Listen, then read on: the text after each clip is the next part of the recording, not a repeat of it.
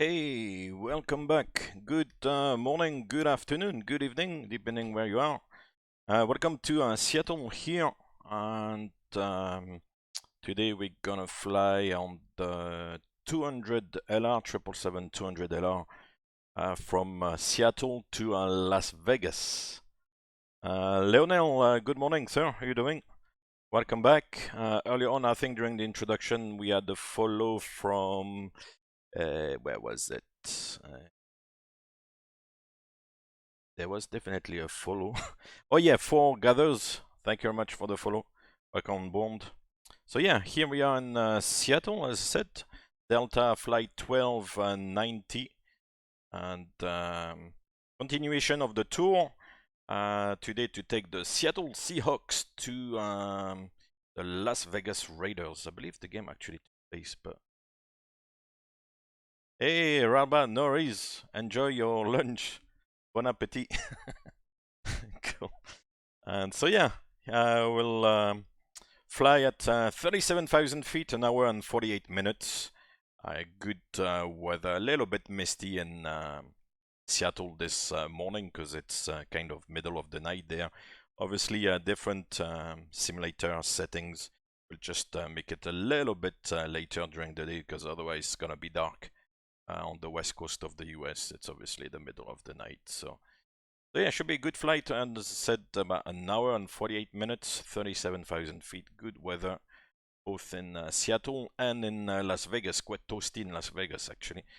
It was a couple of hours ago still about 35 degrees in the middle of the night, so, yeah. And no, this is not like the DC-6, not at all.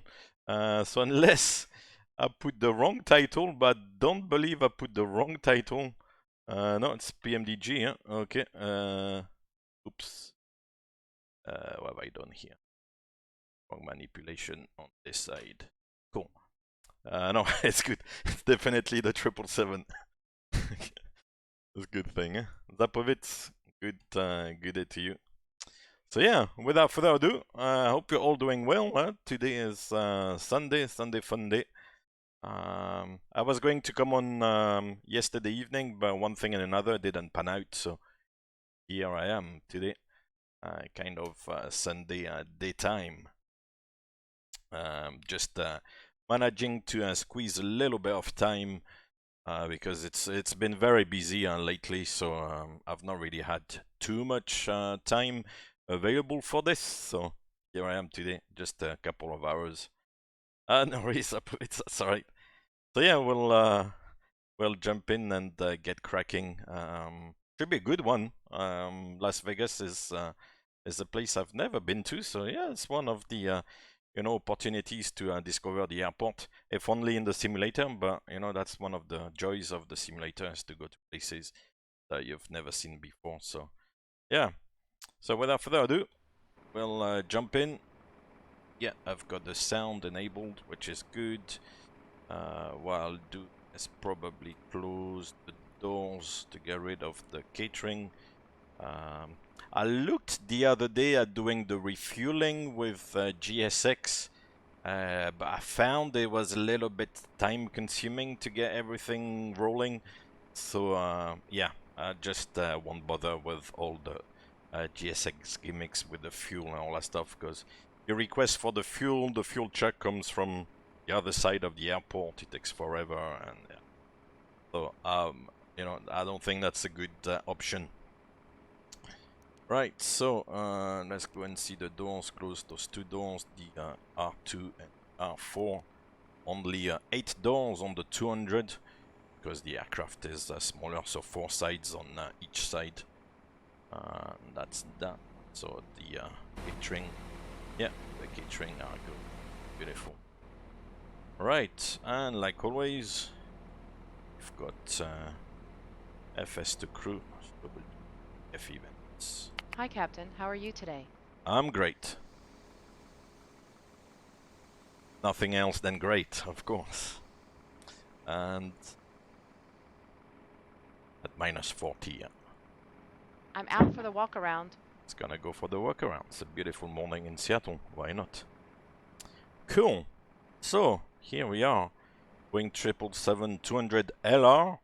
Obviously not using the full capability of the aircraft on a short sector like that, because it's an aircraft that is designed for long flights, but today it's only just under 2 hours, so obviously it's kind of defeats the purpose. But as I said many times before, it's a very versatile aircraft, so you can fly happily on short sectors with an aircraft like that as well. It does a perfect job, so there's no issues there.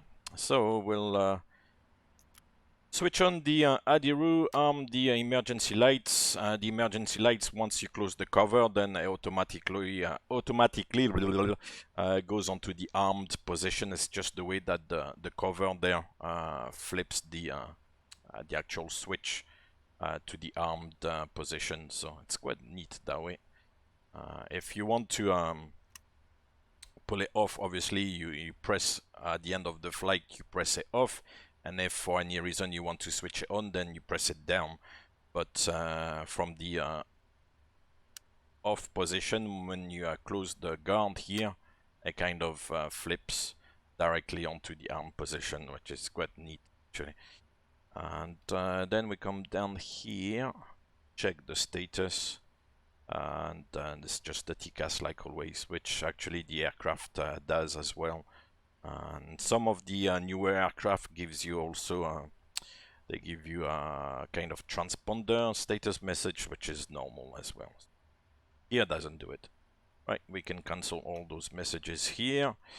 And yeah, we'll jump in the FMC. We already get the enter airshow position, I think, for the ADIRU. So first of all, like always, check the ident page. That's the first page we come to, and check the model is correct.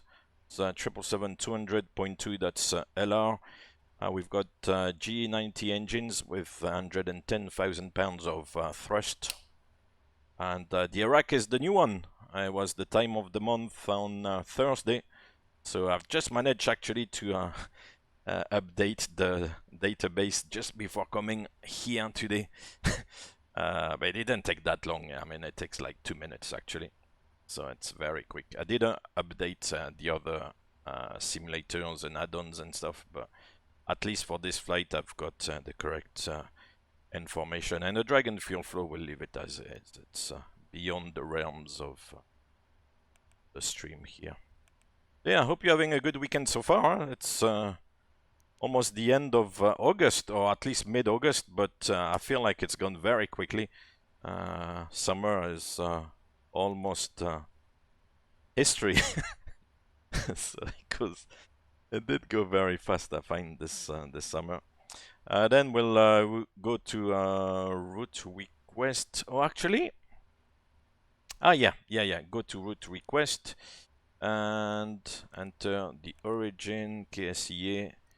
It's gonna pick up 3 routes from Seattle, and we're gonna pick up the first one to Las Vegas and request. Seattle Southwest 5412, 10 mile final, 16 left, Seattle.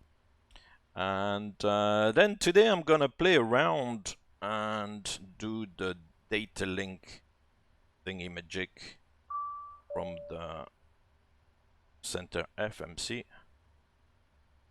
Hey, Riano. Hello, how you doing, sir? Welcome to the flight to Las Vegas today, which actually is a real flight, Delta 1290, and it's operated on a 757, believe it or not. So a little bit of a larger aircraft from the usual kind of short-haul 320s or 737. This one is actually operated on a 757 at some point during the day. I think there's a few services throughout the day, and one of them is operated on a 757. So 757, 777. We're getting there, you know. So it's not too bad. We're not doing like too much of a fancy flight then. So yeah, pre-flight. We'll try to do this today actually. So the origin station is KSEA. We'll enter KSEA. This doesn't really have any impact on the FMC programming, but it kind of gives you the, the takeoff times and everything. So it's maybe neat enough, to do it. And actually, in the aircraft, although it's not in the center FMC, but once you do the route request, then it sends you the flight initialization, which is a little bit what I'm gonna do here when you enter some of the flight details. Although the system knows some of the information already, and like your ID numbers and all that stuff. So it kind of goes. It's a little bit the same philosophy. So we can kind of try to pretend and do it here. So KSEA to KLAS, estimated time of departure from the same time here. Let's call it 1440, something like that. I had to change the time obviously to make it daylight. Estimated time en route is 1 hour and 48 minutes. Airline ID is the IATA code. So you know that you have the IATA and the ICAO code.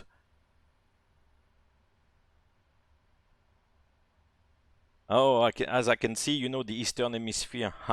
Yeah, the Eastern Hemisphere from like US actually point of view definition, or I don't know, because in the US I think they like to say the Western Hemisphere, which is the Americas, and then the Eastern Hemisphere, which is like Europe, Africa, and obviously onto Asia. It's quite a wide area, so I know I'm being difficult. I'm not giving it away too much, but yeah. So the Eastern Hemisphere is a very wide area.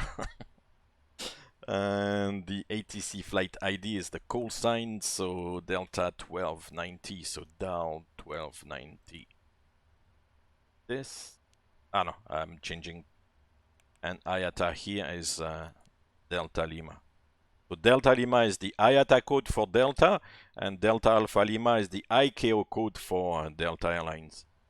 Current time GMT, that's what is in the aircraft set, and FOB is 21.6, that's the fuel on board, yeah, 21.7.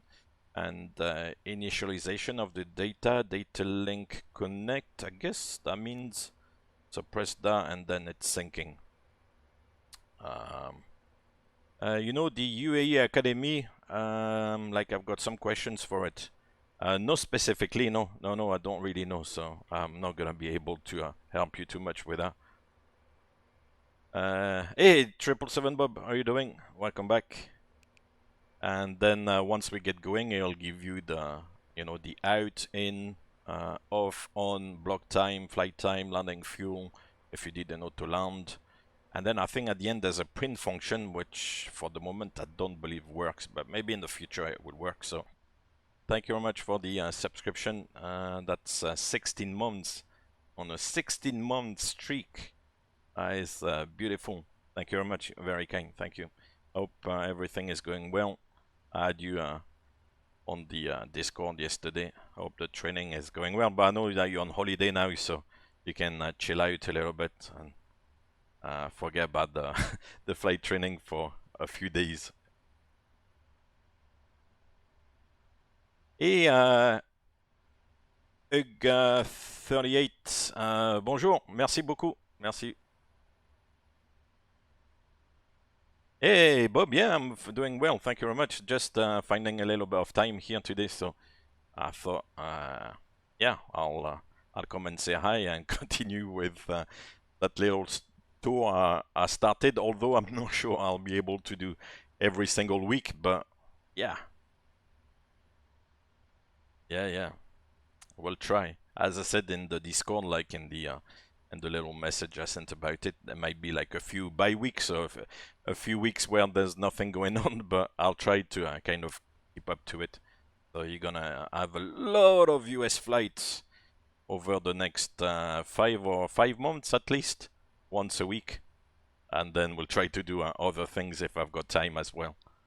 It's maybe a bit of a little bit too ambitious, maybe to to get something like that going, but yeah, I'll try. Yeah, Van Halen, that was a shame, huh? Poor soul. Yeah. Oh, Strato, you worked you're working on an app that you might be able to sell to the school. That's a good idea. Very resourceful. Otherwise, you tell them, give me a discount on the flying lesson. That'd be good. Riano, the flight physics of the PMDG 777 okay. I mean, it doesn't behave exactly like the aircraft, but in terms of flight simulation, it's as good as you can get, because I don't think there's anything else out there that I'm back from the goes walk around. Everything anywhere looks near good. the 777, the PMDG 777. So I think you can't go too wrong with it, at least in terms of flight simulation, like desktop flight simulation. So yeah. Yeah, he's Strato. You can tell them, hey guys, I give you like, I make the app available for you guys if you can give me like 50% discount. It's you have to negotiate, Right.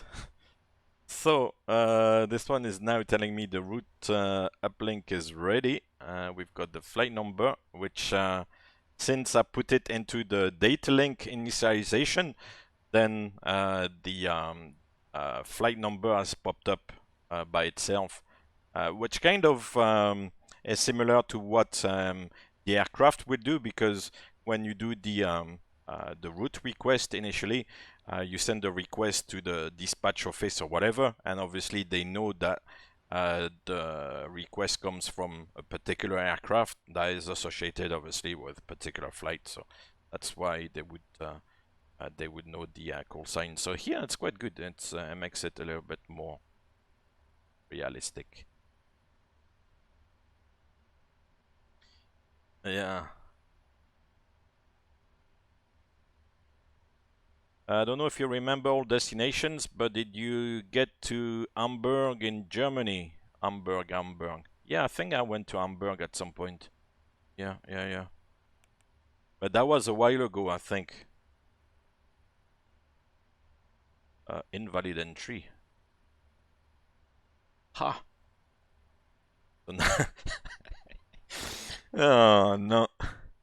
I was gloating about, oh, how beautiful it is. It's until the flight number, and now the flight number is gone. Oh, no. So Delta 1290. We'll do it again. All right. And then we've got the route here, which is yeah, quite straightforward actually. So we'll activate and execute. Perfinite, I'll reject like always. The reserves, the FMC reserve from the flight plan. Today is 8.1. From Las Vegas, there's not a lot of options nearby, so I put LAX as the alternate. It's a tiny bit far, but maybe you could have put Phoenix or Salt Lake City, some of those places, but it's okay. The alternate is just an alternate. So 370, we'll make this one 120. And we'll leave it at that for the moment. And here, that will do. Cool. So, I believe it's gonna be 1-6 left in... yeah, Ontario is true, which is a funny one, because Ontario makes you think of Canada, but there's an Ontario near LAX. Yeah, indeed. It's true. But I don't think I've got scenery for Ontario, so... But I mean, I'm never gonna divert today unless something goes dramatically wrong, but the good thing about the simulation is that the airports are not gonna be blocked. In real, diversions can occur mostly out of two scenarios. Either the weather is bad, or otherwise the airport is somehow blocked. There's been an incident and there's maybe an aircraft stuck on a runway or something and you cannot land. Apart from that, other diversions are really rare, unless it gets too busy and you cannot get in, and obviously then you have to go and, you know, land somewhere else. But these are the two major like reasons of diversions, you know, weather and airport being blocked. So in the simulator, the airport is never gonna get blocked, you know, or even if like somebody sits on the runway and doesn't want to disconnect, then I'll just land on top of it. Because you see what I mean. So the weather, we can play around, you know, if there's bad weather, and you can pretend, oh, it's big like red blob over the airport, we cannot land because, you know, we risk having wind shear or whatever with a thunderstorm. Hi guys, can we start boarding now? Yes. Thanks. So yeah, so you see what I mean. So that makes me think actually we're gonna start the boarding here as well. Not gonna take 400 passengers, we'll take 50, make some noise in the background. That's it. So yeah, we've got the route here, which is good. We're gonna go from 16 left. Riano, yeah, we'll see you soon. Thank you very much. Take care. Have a good one. 16 left, and it's the Suma 2 via LKV, since it's the first point on the flight plan. And execute that, or actually go to the route. Yeah, the runway is now showing. Then we've got the departure and the transition to LKV. Yeah. Execute. Yeah, I'll have to look at the scenery for Ontario, to be fair. I've got a decent number of scenery now for the US. I was saying the other day that, you know, for the NFL tour I'm trying to do, there's like 30 cities, and I've got the airports for all of them now, so plus a few others dotted along. So yeah, I think I'm doing quite well generally with the sceneries in the US. All right, so where are the charts? The stewardess said Caddy, thank you very much for the follow. both pilots. Welcome. Can you fly this plane and land it? Oui, oui. Surely you can't be serious. I am serious. I am serious. And don't call me Shirley. Don't call me Shirley. The Suma 2. So the Suma 2, here it is. Suma 2, Seattle, United States. We go straight ahead on the runway 16, so flying down the way, of course, here.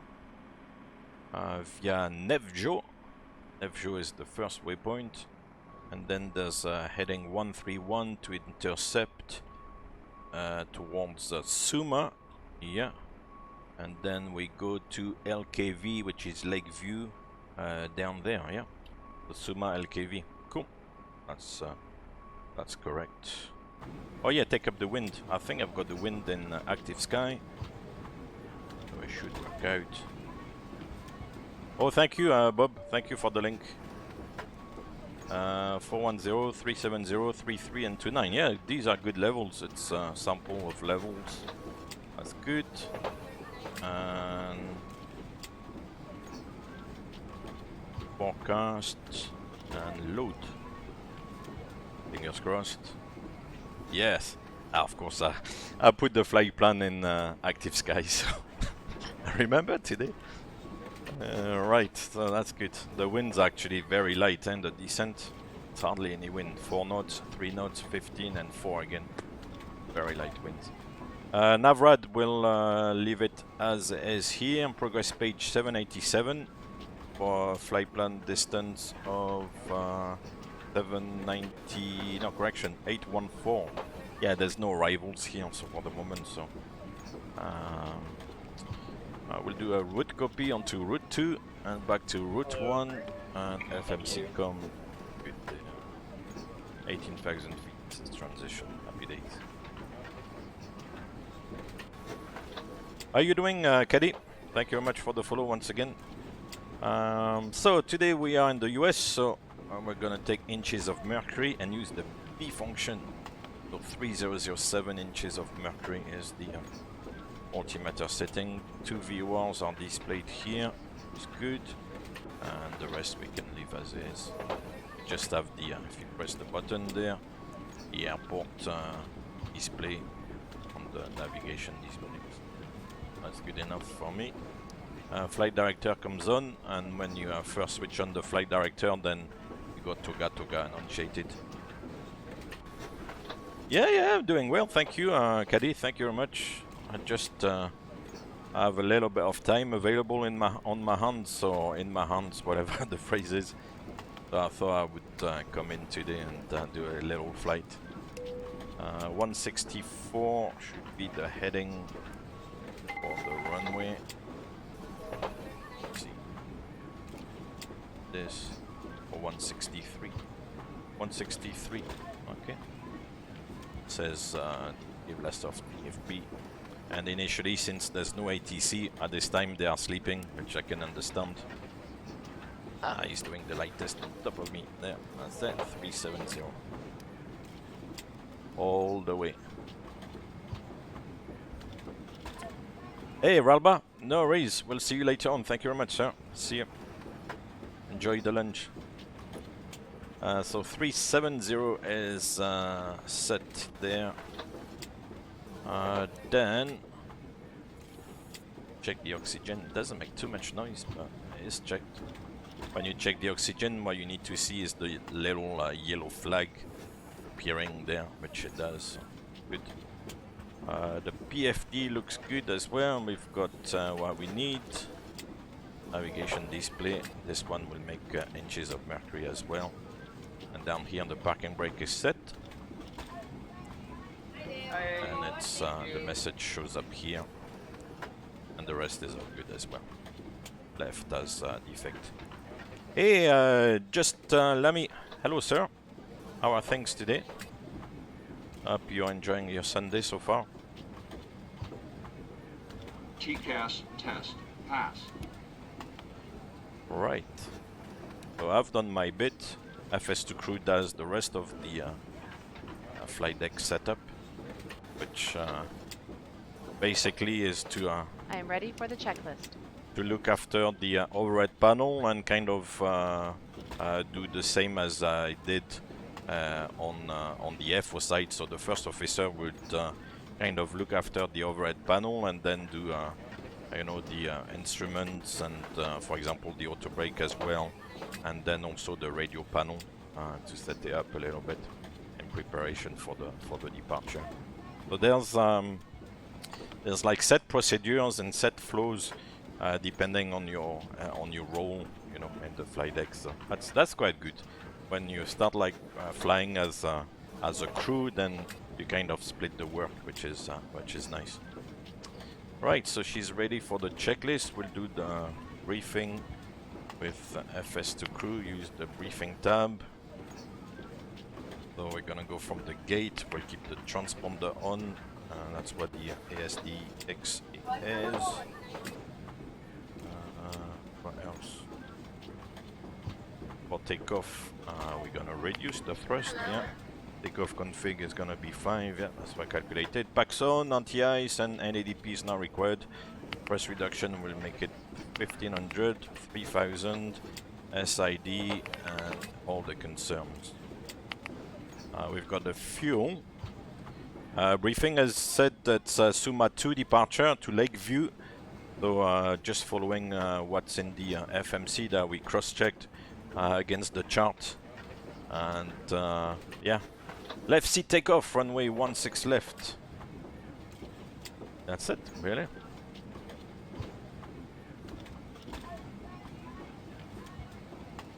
Yeah, it's nice to fly at low level. You know, you see many more things.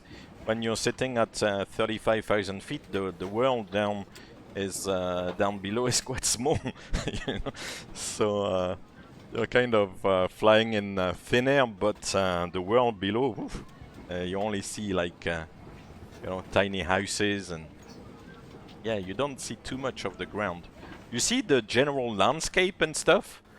Which in some areas of the world is quite picturesque and quite scenic, but yeah, you don't see much of the details. Yeah. Don't see too much of that. It's a compromise. Alright. Let's do the checklist then. Pre-flight checklist. Pre-flight checklist. Oxygen. Tested 100%. Tested 100%. Flight instruments. Heading 034, altimeter 3007. Heading 034. Altimeter 3007.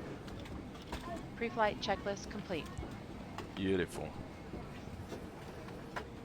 Alright, so we'll simulate that the load sheet, all the loading information for the aircraft comes up on the display here. We get ding dong, press the COM button, which here is not simulated, and then we get the load information. So review the load information, which will tell you, you know, how many passengers you have, your flight information, how much cargo you carry, and all that stuff, all the weights. So you review all that, and once you're happy with all that, then you can enter the information in the FMC. So zero fuel weight today from the flight plan. Actually, we wouldn't use the flight plan for the zero fuel weight, but as I said, we'll use the actual load sheet, but I don't have the load sheet here with me today, so the only information about the weight I have is from the flight plan I did earlier on. So zero fuel weight 205.3, and the zero fuel weight, just to clarify a little bit, I don't want to be too technical, but that's basically the weight of the aircraft without the fuel. That's why it's called zero fuel weight. So weight of the aircraft with all the crew, the passengers, their luggage, any cargo, so everything except the fuel. And because I mean, at the end of the day, the fuel kind of creates a bit of extra weight to the aircraft. Oh yeah. So 205.3, that gives us with 21.7 tons of fuel, a gross weight of 227, which is very light for this aircraft, but it's a short flight. Yeah, you can't have the best of both worlds. Huh? You have to make a compromise at some point. Assumed temperature is gonna be 58, and we'll leave it at that. It's gonna be way overpowered. It's gonna climb like a rocket. That's okay. Engine out is 1000, so in case of an engine failure on takeoff, the automation will dictate an acceleration at 1000 feet. But in normal situation, then we'll accelerate at 3000 and reduce the thrust from takeoff thrust to climb thrust at 1500. It shouldn't be too much of a reduction actually, because the takeoff thrust is already quite reduced, so yeah. Normally when there's a lot of assumed temperature reduction, then the transition between the takeoff thrust and the climb thrust is very small. Sometimes there's even like nothing, because you're already like quite reduced, so the aircraft still needs a bit of thrust to get climbing. Anyway, flaps is 5, CG will take from what PMDG is giving us. It's giving us 27%. We double click, then it gives you the actual CG and the trim reference, which is 4.25 units. And the speeds, let's see today what the verdict is. And you are calculated with an intersection, so delta intersection, but the speed should be 140, so not too far off. 144, so bad, and 150. Ah, that's close enough today, to be fair. Cool. All this checks 370, it's gonna be good, yeah. So V2 will set in the speed window here 150. LNAV and VNAV for the departure. We'll set the track for the track for the track, I was going to say, yeah. Set the runway track 163 and flight level 370. Cool. Excellent. So let me disconnect the ground power up here, make it available.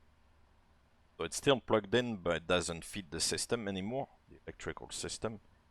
And we can call the ground staff. Ground flight deck. Go ahead. Please disconnect the ground equipment. Roger.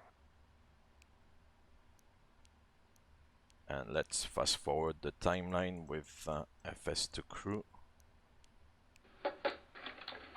Alright guys, everyone's seated. We're all buttoned up and ready to go in the back. Thanks. If you need anything, just let me know. In front of you to provide more room for larger items in our overhead compartments. If you need Cool. assistance, So it looks contact like the flight attendant. If you are unable to accommodate any item in the cabin, please bring it to the boarding door and we will check it the for front you. door is gonna Also, close. review the I'm safety puzzled instructions about the for cargo the doors. pocket. I hope If we you don't are have to do seated the in an boarding exit again. seat, also review the exit seating criteria. Boarding completed. I don't know. Because sometimes it closes the cargo doors as well. Otherwise, when I remove the jetway, then the cargo doors get closed. Okay, we'll see. Otherwise, I'll do it myself. It's no problem. We don't want to go with the cargo doors opened. That wouldn't be great. Well, basically, you would fly. I think the aircraft would try to pressurize, but it would find it difficult to pressurize the you know, if the cargo doors are open, because they're like big doors, and if you know, if the doors are open, then yeah, that's not good. Hello, and 321, how are you doing? Not doing much with those doors. Anyway, let's see.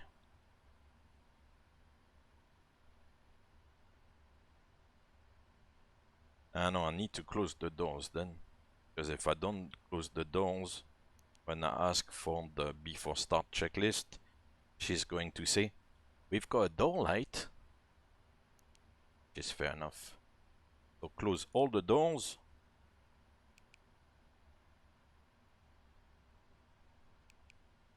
And they are closing, good. And then arm all the doors. Cool. Ground flight deck. Go ahead. Can we pressurize hydraulics? Roger. You're clear to pressurize the hydraulics. Before start checklist. No. Before start procedure. Are we clear to pressurize? Yes. Okay. We have to do the procedure first before the checklist. No. Right, so she's gonna pressurize the hydraulics. So right electric, and then basically put all the pumps on, or otherwise on auto position. The fuel pumps come on. The beacon is gonna come on as well. Check the recall. And turn on the transponder, I think that's all it does. I am ready for the checklist. And the one thing I've got to do is to set the trim. To look at the trim reference there, 4.25. And oh, I don't have the shortcut on this, and set it down here, which is already down to 4, so we can make it 4.25, just an extra knot. Little notch there. Cool. Now we can do the checklist. Yeah, I'm doing well, thank you very much. Just flying to Las Vegas today. Before start checklist.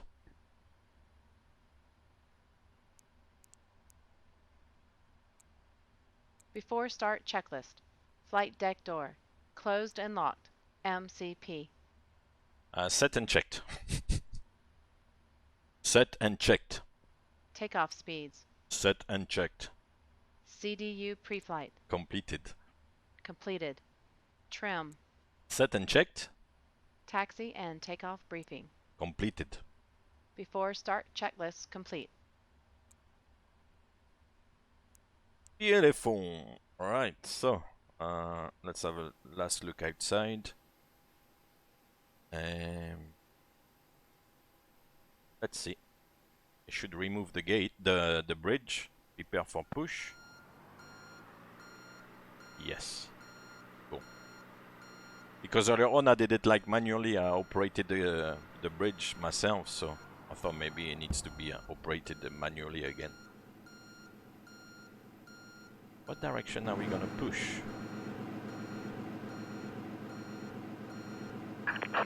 Hello, Captain.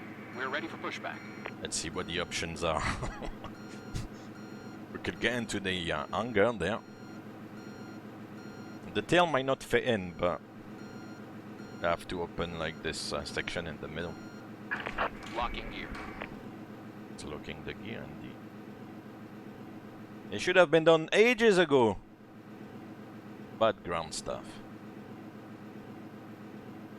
Only kidding.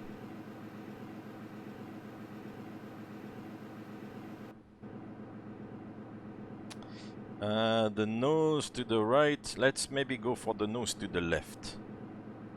Departure check. Let's see where it sends us. Bypass pin inserted. Release parking brakes. Start the timing here. Release the parking brake. Commencing push. All engines clear. Start at will. Start sequence is 1 then 2. Check. Start the left engine. Starting left. Good girl, she understood. Sometimes she thinks that left is right, huh? Then she'll start the right engine. Once Oil again, pressure. ladies and gentlemen, welcome on board our flight The today. fuel control switch to run. Speaking. Please direct your You always have to be careful how, because many times on this, you know, I said start the right engine and then, or start the left and then it starts the right, you know, and vice versa. So I'm trying to pronounce as well as I can. But yeah, on the 200LR, I've got a limited amount of views. Engine is turning, that's good. It is our policy that you keep your seatbelt fastened at all times Cool. while seated. Doors are clearly marked with exit signs. Yeah, they would connect the tug, you know, towards the end of the ground time, during the end of the preparation for the flight. They would connect it like independently, you know. They don't need like the authorization to connect it. The cabin is pressurized. If there is a loss of cabin pressure, a panel will open and I think the oxygen mask number will 1 appear. is stable, yeah. Remain seated with your seatbelt Start the right engine. toward you to start the Starting flow of right. oxygen. Oxygen will be flowing to the mask even though the bag may not inflate. Cover your nose and So, mouth with the mask. same Place thing, the the elastic start band switch around was your to head. start. Tight by pulling on the end. Secure your own mask before This one assisting goes to others. run. Your seat bottom cushion may be used as a Hello, Tracker, how are you doing? Move the cushion upon Welcome exiting to your Seattle. Place your arms around the cushion and hold on to the I'm not strap really sure the located on push the back. actually provided. For good engine start. Smoking is not permitted in the cabin or lavatories. Cabin lights will now be turned off. Reading light buttons are located above your seat. Thank you What for your push is this? It went all the way. Oh yeah. I thought he was going to push me nose to the left in this direction so that we go into like on the apron there and come out this way. It's actually pushed me like it did almost a 180 there. Oh, original. That's okay. Yeah, I'm doing good, thank you very much. Enjoying Sunday, a bit of flight simulation today, so what can go wrong, eh? That's alright. I hope you're having a good Sunday so far as well. 2471, cool. Engines are stable. So we'll disconnect this, or confirm the good engine start. And it'll disconnect everything. Flaps 5. Flaps 5.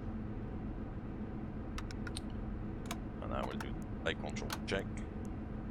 Up, down, left. It actually move.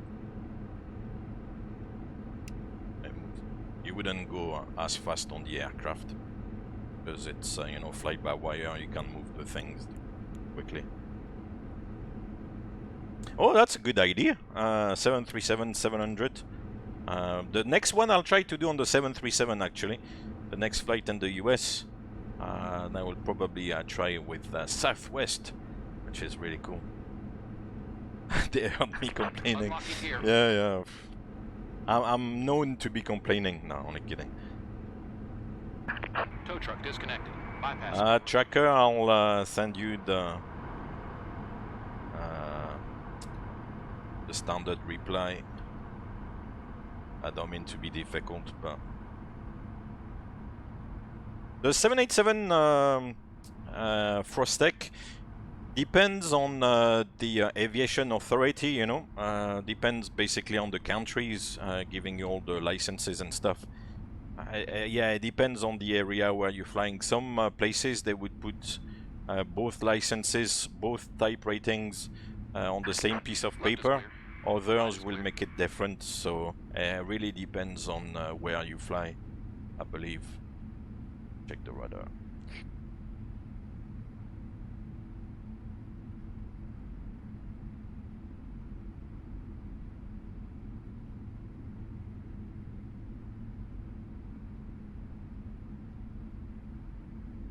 Oh yeah, you do a bit of, during the PPL training, Strato, you do a bit of instrument flying. And as you say, yeah, it's just to simulate in case you get into bad weather, to at least be able... I think the philosophy behind it is to be able to do a 180 degree turn into cloud, to get out of cloud and to get out of like bad weather. Yeah. It's not supposed to, at this stage, you know, to teach you how to fly on instruments and do all the things you're supposed to do, but at least get you out of a bad situation, which would be nice. Yeah. I think at the end of the day, on instrument, on a light aircraft, as long as you are trimmed and the aircraft is, you know, in a good position and you're all trimmed and stuff, once you start turning, as long as you don't do anything abrupt, then the aircraft would just, you know, obviously have a look at your instruments, but it should just turn and it should go nicely. Before taxi checklist.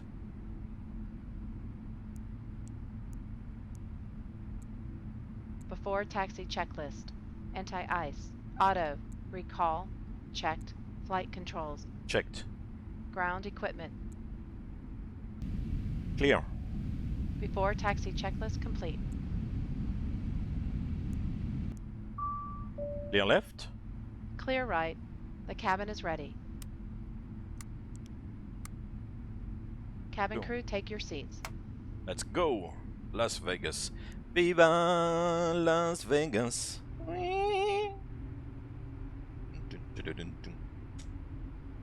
Yeah, never been to Las Vegas, either as a tourist or as a pilot.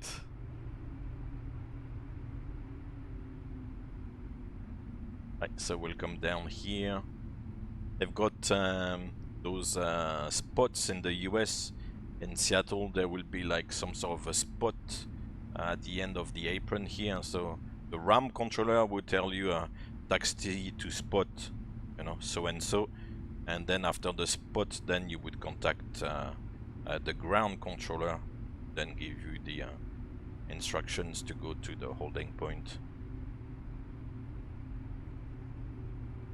Just like me, yeah, I'm flying all the time. It's very busy at the moment. That's why maybe you don't see me as much, because over the last few months, I mean, I've been busy, but not overly busy. And one thing and another, they still had a little bit of time available and stuff. But at the moment, it's very, very busy. So I've got a little bit less time for flight simulation.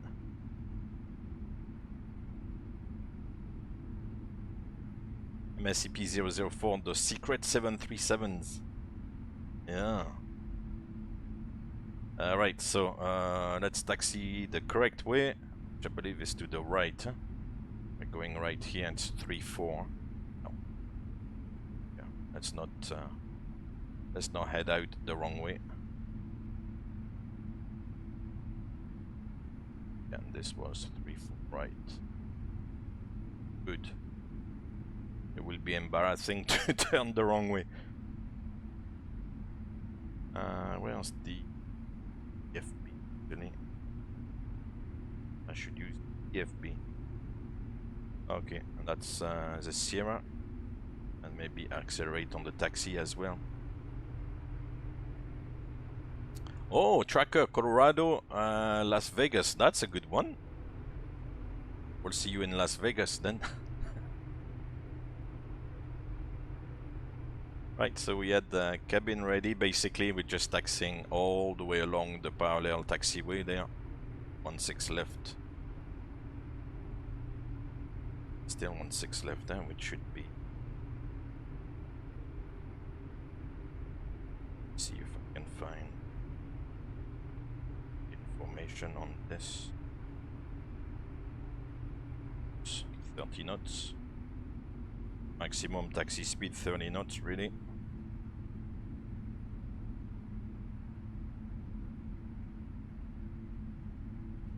Seattle.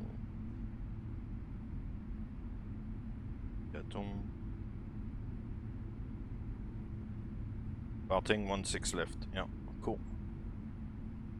And you in the middle of the night there or very early morning. I don't think there's much traffic, but. Hey, Flying Doctor, thank you very much. You too. You have a good day. Thanks for popping in. Say hi. Enjoy the rest of your Sunday. Posture check. Yeah. That good posture. Right. I'm getting distracted there. Before takeoff checklist. Oh. Before takeoff checklist.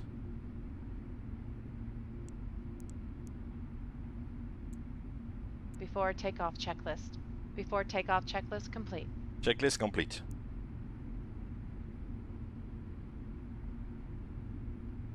Must be wondering why I say checklist complete. That's what Boeing recommends, or even like what the procedure is to confirm that the checklist is complete.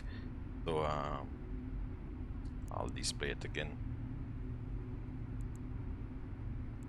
The checklist, like down here, says like checklist complete. So the pilot monitoring reads checklist complete, and then the pilot flying confirms by saying one more time checklist complete. It's just what we do. Don't ask me why, but I think it's because it's a very important checklist. And although there's only one item, for example, you don't want to take off with no flaps or with the wrong flap settings. The wrong flap setting, if you take off, for example, with flaps 15 instead of flaps 5, is maybe not as bad, although obviously the takeoff performance is not valid, but at least you've got some flaps. But to take off with no flaps at all, that will be like a big issue, you know. Yeah, I'm on VATSIM 321. Yeah, I'm on VATSIM at the moment. VATSIM and also Volanta.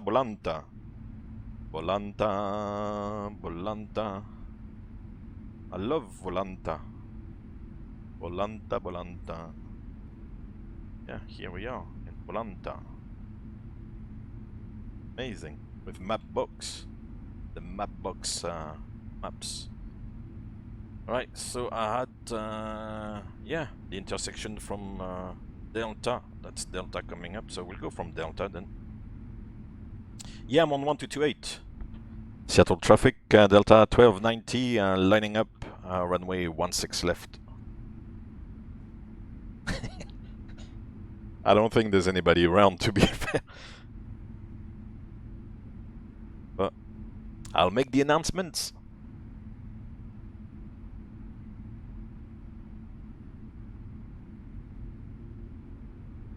Runway entry procedure. 1. Check. 6. Left. Clear on the approach. It is clear. So this is 16 left. The RAS is telling us approaching runway 16 left. Sometimes it gives you the distance remaining. On runway 16 left. Ooh. Right. Cabin crew prepare for departure. I think I said it. Yeah, okay. This one, we'll put it on. And we're good to go. Hey, KLAS, cool. Thank you very much. Thank you. I will enjoy the flight, I'm sure. It's going to be a nice one. Let me bring this bad boy here. Cool. Let's go. Yeah, FS2 crew is in sync. We'll start the timing. 55% roughly. Takeoff. Check. Thrust ref. Check. Thrust set.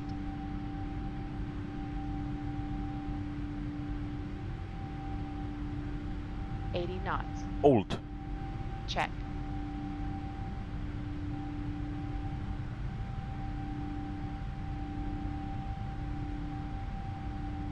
V1. Rotate.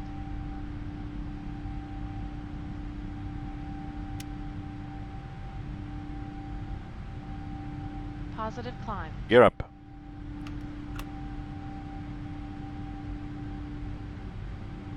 Yeah. 400 feet. Way overpowered. Thrust ref. Check. VNAV speed. Check. Cool. Autopilot. Thrust set. Check. Indeed. There's a lot of check and checkity check, check, check, check. Climb. It's nice we're gonna take off towards downtown Seattle actually.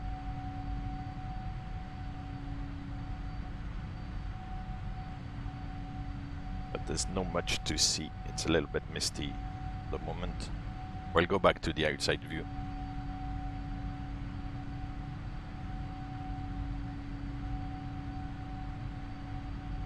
Yeah, it's nice aircraft, isn't it? 321. Ah, no worries, Strato, no worries.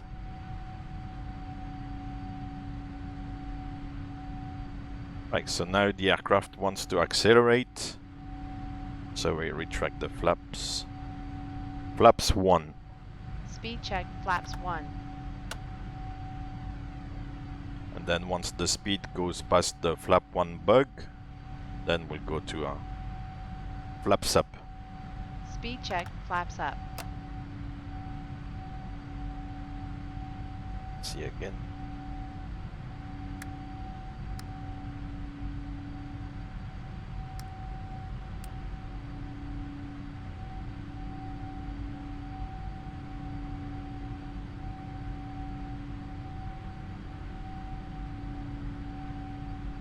Seattle?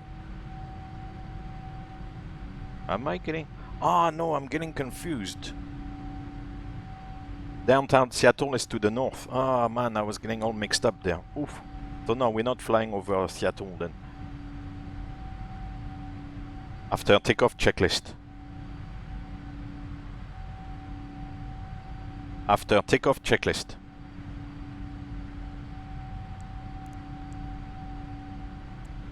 And then the after takeoff checklist is automatically completed After takeoff checklist because the complete. aircraft knows, you know, the position of the gear and the flaps. So. Yeah, no, for some reason I thought we were taking off over downtown Seattle, but we are not. We'll look at Volanta. Seattle is here and the airport is to the south, so when we take off to the south, then obviously we're not gonna fly over Seattle. Yeah, it's when you land on runway 16 on the 16 configuration that you fly over downtown Seattle. So obviously we need to take off to the north to see Seattle. Yeah? I got mixed up there. No worries.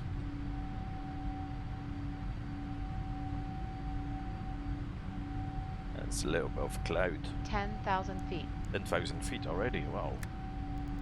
Telling you, it's climbing like a rocket.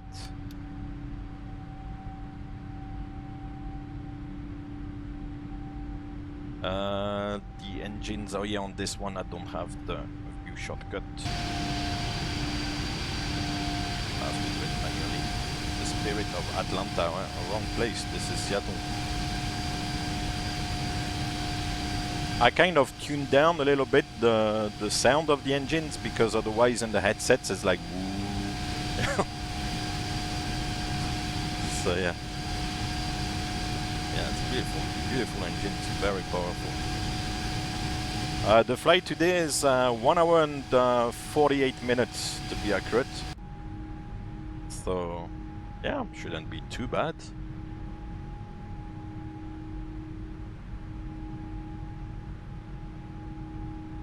Yeah, the 777 can take off with flaps 15, just Lamy. Yeah, flaps 15 and flaps 20 as well. So it's a combination of different factors, like, for example, the main one, as N321 said, depends how heavy the aircraft is. But it can also be a function of the runway length available, the wind, the temperature, the altimeter setting, the the QNH or the atmospheric pressure. And it can also be due to any obstacles near the runway. When I say obstacles, it can be like a little hill or like a tower somewhere, or maybe there's like some construction going on, so there's like a mast or something erected. Obviously not like right next to the runway, but a little bit further down. That would have an influence on the takeoff flap setting.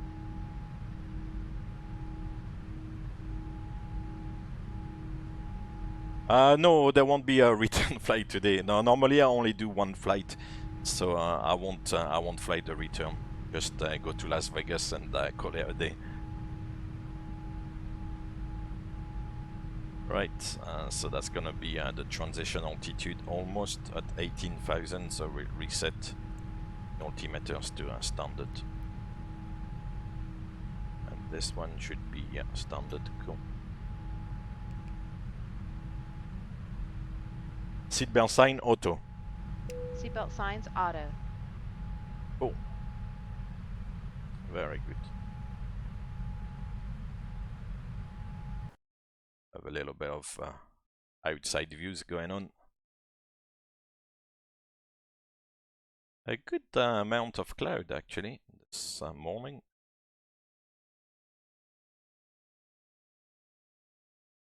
The next one I'm not sure what I'm gonna do next week for this tour. I'll have to look at what the games are and kind of decide on a flight city pair, so to speak.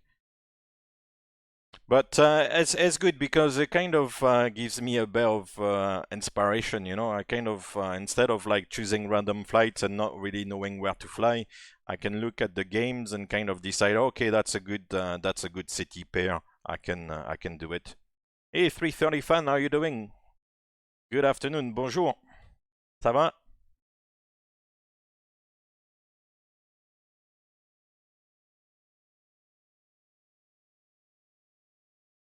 Yeah, I was MSCP04. I was actually reading like a few articles about you know, the introduction of the PMDG 777 on MSFS, and it will be interesting to see what happens, you know, in the future and what how long it takes them to get there.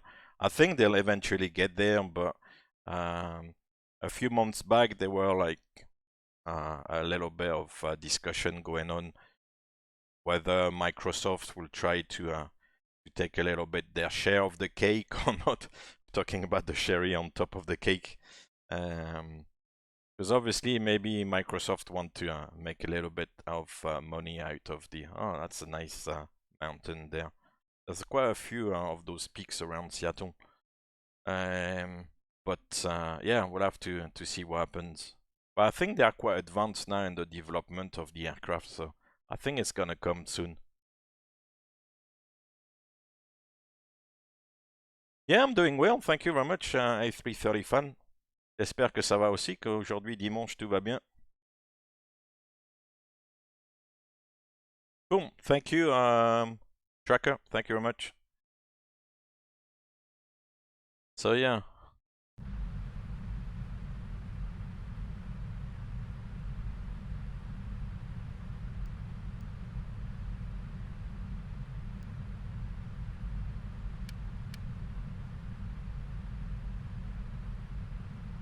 That's Portland down here. So that's the end of the departure at Suma. and then we're taking the transition, which is just like a link, you know. There's a lot of like fancy names, but at the end of the day, it's just to go from the departure onto the route itself. So it's just like a transition or a link. Nothing really too difficult. Yeah, it's climbing very well, very well, 2,000 feet per minute. Very light. Cool. As I said the other day, we'll make this one the legs page, so pilot flying with the current phase of flight, so the climb page at the moment, and the pilot monitoring, or pilot non-flying, but that's not the term that is being used anymore, with the legs page. Cool. Yeah, that's why I'm, you know, I'm not sure about the PMDG add-ons in particular onto Flight Simulator. I think it's maybe better to wait for these aircraft to be introduced to Flight Simulator rather than try to go on to any further like you know, P3D or whatever. So you know, I think we'll have to wait a little bit for Flight Simulator to take the 777. I think the first one will be the 737. The only thing I hope is that the flight dynamics are like good enough, you know, because on other aircraft I know they are kind of default, or but the flight dynamics are a little bit funky, you know. And the quality wings as well. Yeah, that will be good. That's the only thing I hope. After that, if the flight dynamics are good, then I'll be more than happy to to transition to Flight Simulator. I'm not actually sure how to connect with Flight Simulator to VATSIM. I don't know if it's just a matter of launching Flight Simulator and launching like vPilot and off you go, but I'll have to check how this works. I've never tried actually. I know there's already quite a few people flying with Flight Simulator onto VATSIM, which apparently with all those updates was causing a few issues with the altitude. The altitude readout was somehow wrong, I don't know. Yeah, so it's just a matter of vPilot, FS20 and model matching, and off you go. Cool. It should be straightforward enough. Excellent.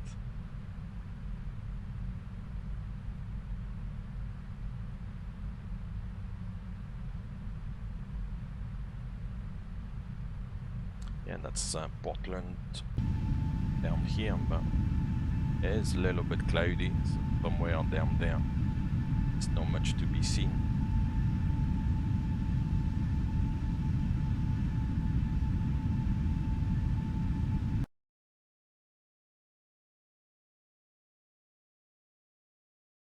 Yeah, and those outside views are kind of got rid of the sound. I think in Chase Plane there's an option to mute the sound. And I think it's a little bit better because whenever there's a change of views, you hear the engines kind of rev up and down. There's a kind of like funny sound effect going on. So it's a little bit unpleasant to the ears, you know, it goes like woo, all that stuff. Where am I flying to? To Las Vegas. Viva Las Vegas! This is Ghost Rider requesting a flyby. Hey, Antoine, thank you very much for the follow. Merci peut-être en français. This is not a good idea. Sorry, Goose, but it's time to buzz the tower. So yeah, today Las Vegas. So from Seattle, the Seattle Seahawks to Las Vegas for the Las Vegas Raiders. I've only been in Las Vegas for a couple of years, not too long. We were in Oakland before. Yeah. I think we're onto a good theme actually, because as I said, it kind of gives me ideas or where to fly. It should work out nicely. Am I leveling off? It looks like the... Oh yeah, I'm level. 370. Cool. No smoking sign on. That's a good one. Just noticed. In most aircraft nowadays, that switch is not working anymore. It's it kind of defaults to on, so whatever position the switch is in, even if it's off, the no smoking sign in the cabin will be on. Because obviously, I mean, I'm not telling you anything new. This is no big news that you're not supposed to fly in the cabin. And if you smoke in the cabin and you get caught, I will cut your balls. Bonjour, space agent. How are you doing? The simulator, yes, it will be, this one prepared will be on PC only. I know with Flight Simulator now it's been introduced to Xbox, but this one is only on PC. Yeah. I'll be curious to see actually how the FS version on Xbox works out. It would be funky to have. Where's my? I thought I had on the side here. Oh yeah, that's a PlayStation thingy, but how you would fly with like something that's like a console joystick thingy, you know? Go like go up and down, left and right, use some of the buttons for the flaps. Yeah, I don't know how that will work out. I think it's quite nice to have a bit of a joystick like that. That looks more like a plane, or but I'm sure it's feasible. Mayday, mayday. Hello, can you hear us? Can you hear us? Can you... Sorry. We are sinking. Hey, Zorglub, thank you very much for the follow. This is the German Coast Guard. And you get the long alert today. This one is a little bit on the long side. Thinking about... What are you thinking about? Flight 209er, you are cleared for takeoff. Hey, Tracker, thank you very much for the follow. Departure frequency 123.9er. Thank you, thank you. Roger. Appreciate it. I hope to see you from time to time. Flight 209er, clear for vector 324. Roger, roger. Clearance, Clarence. Roger, roger. What's our vector, Victor?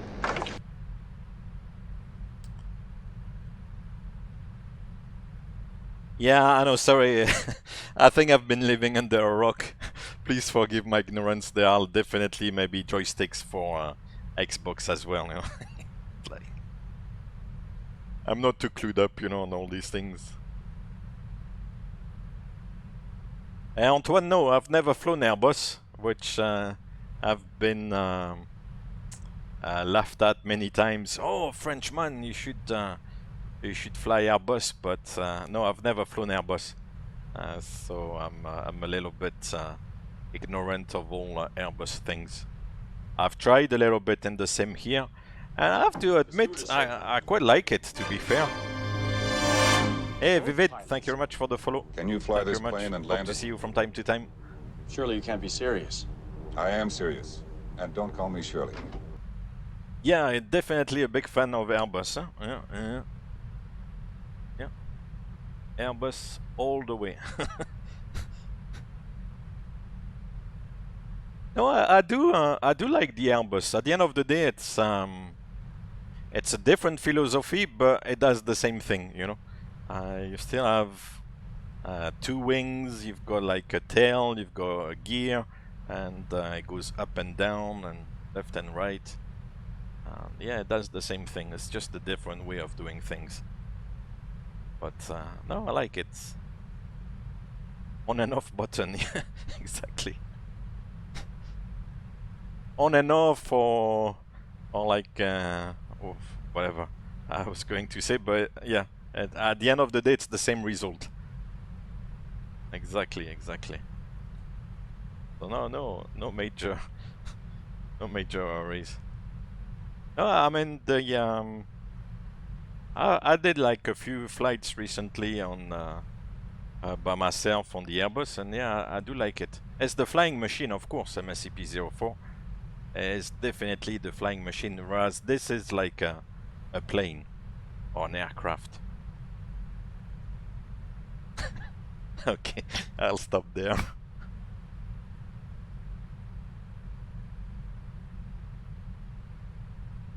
There's much more computer things on an Airbus than on Boeing, and although the latest Boeing aircraft like 777 or 787 have a fly-by-wire system, but it's simpler fly-by-wire system than on the Airbus, because at the end of the day, I believe like Boeing's philosophy, if you want, is to kind of leave the pilot a little bit more in charge of the aircraft and kind of give control more to the pilot.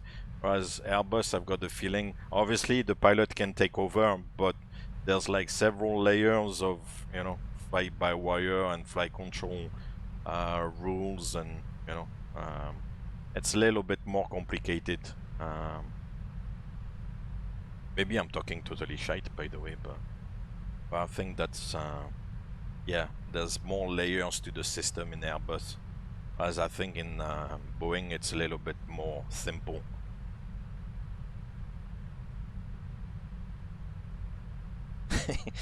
Yeah, Antoine, indeed. Happy to hear that.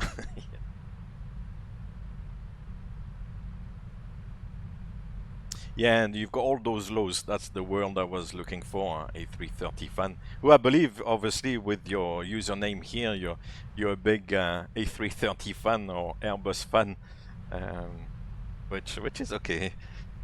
You can stay. I'll give you that one. You can stay here. I'm not gonna ask you to go. You're more than welcome to a Boeing stream.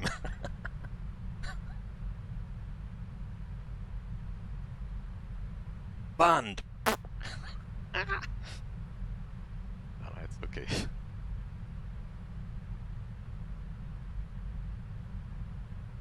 Yeah, because you've got normal low, and you've got, do you have like alternate and direct low and all these things? Yeah, it's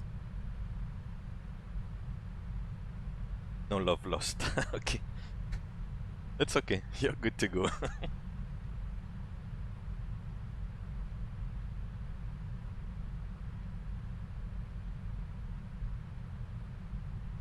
The check airman.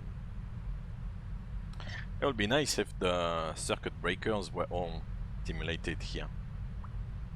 You pull circuit breaker and you lose like the automation, no gear, no nothing. That'll be funky.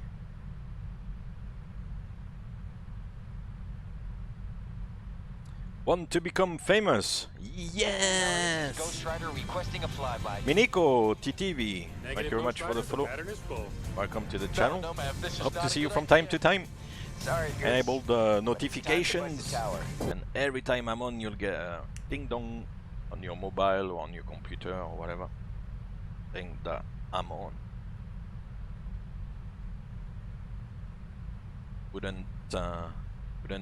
Wouldn't it be fantastic, huh?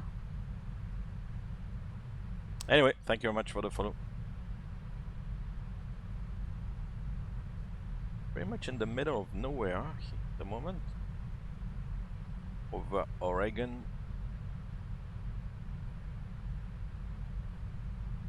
There's a place called Madras, but not Madras in India, but Madras in Oregon. Of all places.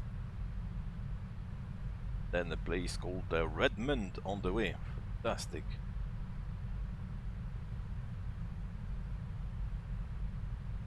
Delete the guy. Yeah, of course. I decided, like, you know, not to bother too much with these anymore. Not gonna lose sleep over those bots or whatever they are.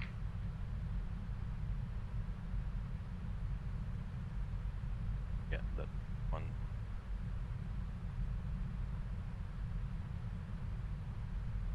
That's been Oh yeah, it was deleted. Good.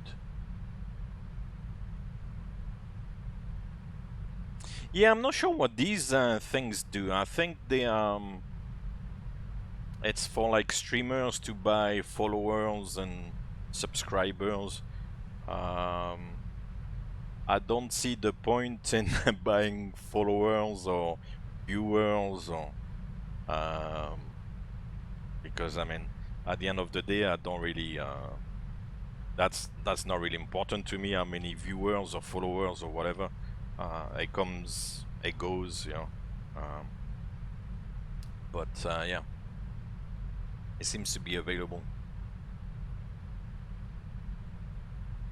Oh yeah, of course. If it sends you to a link that then if you click or then go too deep into the website, then it kind of uploads a virus to your computer. Then of course that's not good. Yeah. Yeah.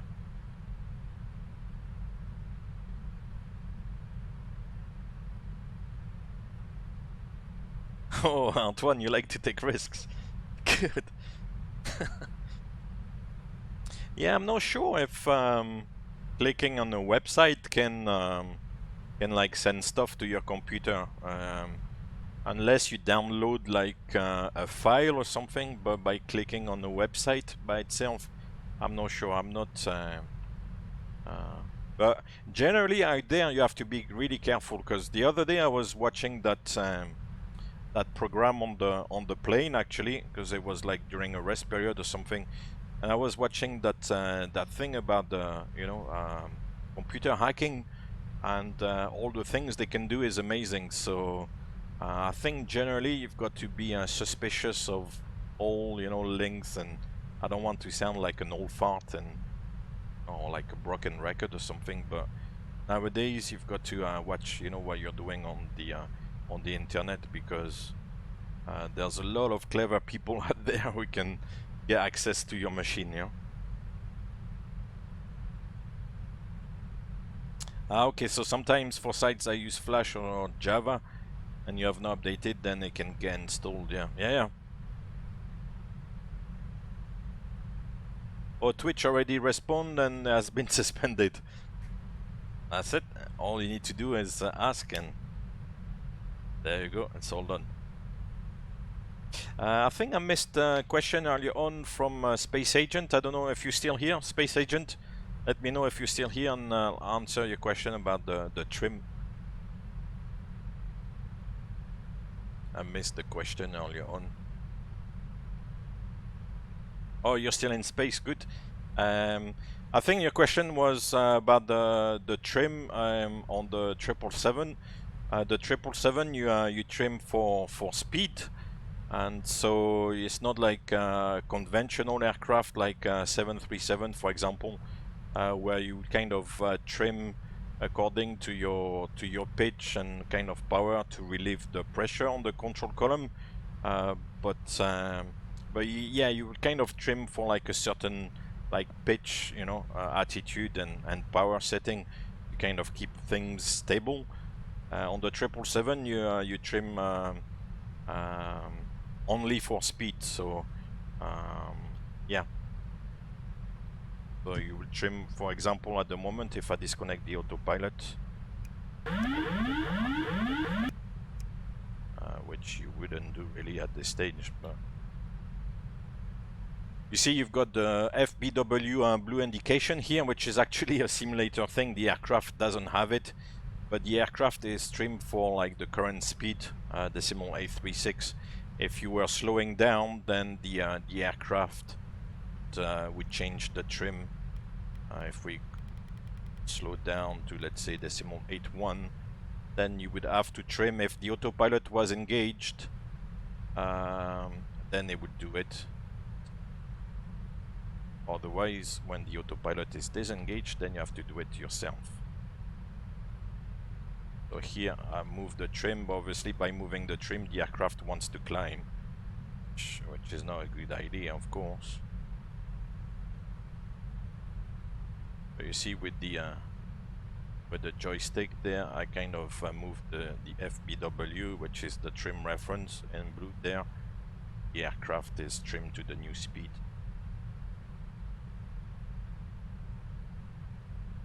So yeah, that's the way it works. There's no automatic.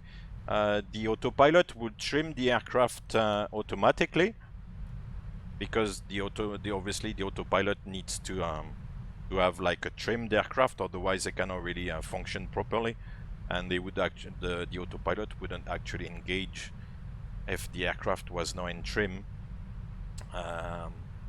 But when you fly manually, then you have to trim yourself.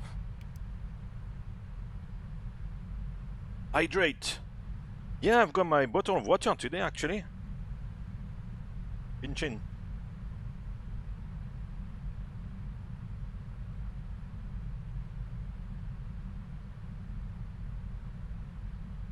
Ah, it's nice.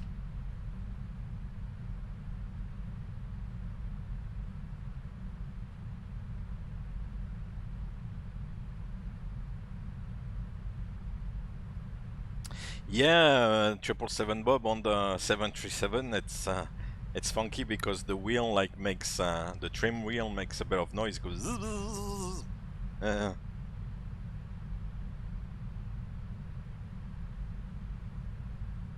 Yeah, definitely, it's an option in the simulator to have the fly-by-wire indication. I like to have it on when I fly manually, because you don't get much feedback on the joystick, so you don't know, where the trim is sitting. On the aircraft, you would feel, that it's becoming difficult to, there's a bit of pressure on the yoke. Otherwise, that the pressure on the yoke is kind of gone, so you know more or less where the trim is. But in the sim, I find it difficult to have a feel for it. So instead of struggling and trying to guess where it is, I like to have the FBW indication. But as I said, it's purely a simulation thing. So in the aircraft, we don't have it. I don't know if it's possible to have it, because, as you know, there's a lot of options in the aircraft. For example, somebody recently was talking about the angle of attack indicator here, this kind of round dial up here. I've never seen one on an aircraft, so this one is also definitely an option that the airline can choose to put on or not. Back to the autopilot.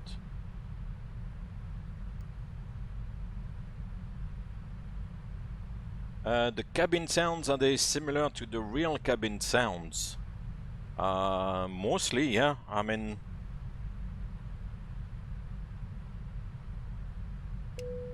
for example, with this, yeah, where you hear the ding, this is fairly realistic, the cabin chime there. Otherwise, I'm not aware of too many other sounds in the cabin. Mind you, I don't spend too much time in the cabin here, but I'm not sure.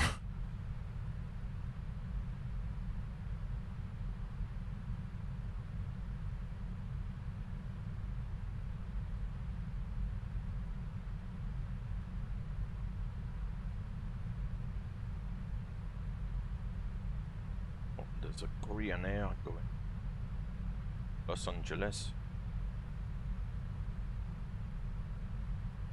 Oh, and there's a Delta going to San Francisco. Well, altitude is 20,000. Oh, good. Hopefully we're not gonna cross.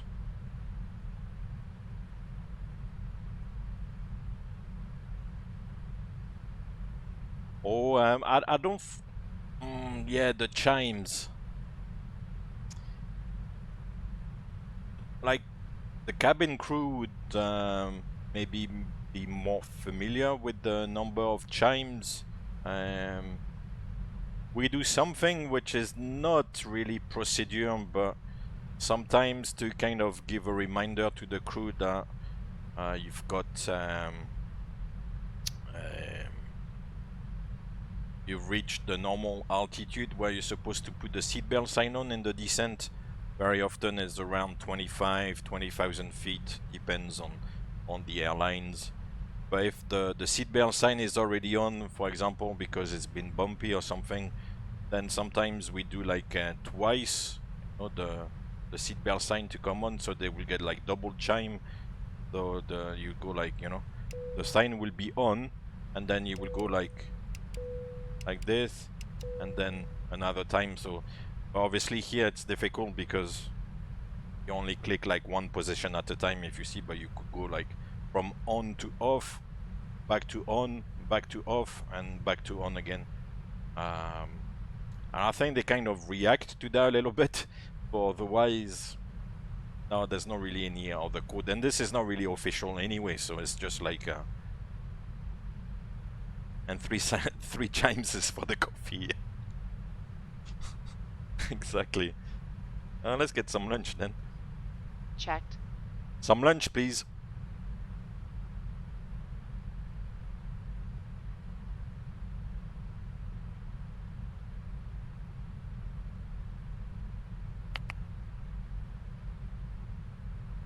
Don't know if it's gonna work.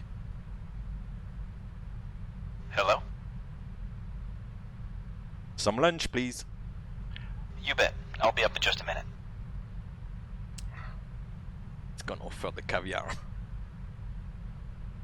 Chime disco and ding ding ding ding ding ding.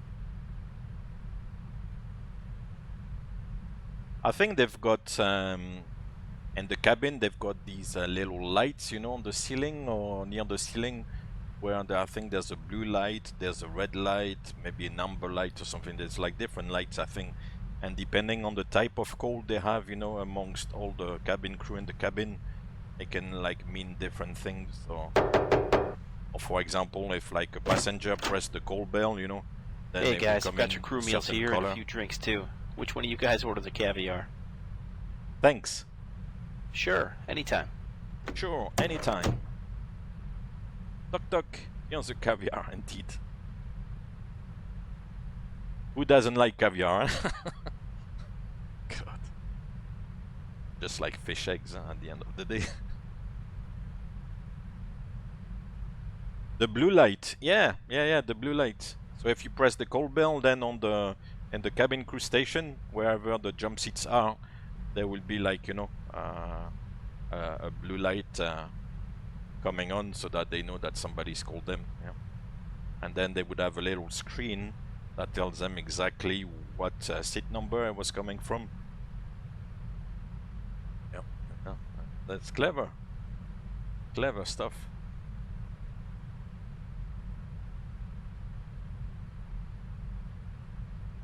That's a good choice as well, 777 Bob. That's a very good choice. Gluten-free, vegan, keto meal. Because with the caviar, they'll serve you, you know, all other little bits and pieces, which are maybe not like ideal. So yeah. Anyway, no big deal. I'm gonna sound like a big Bush idiot there, talking, oh, he's talking about caviar, you know. Oh. I don't particularly eat caviar anyway.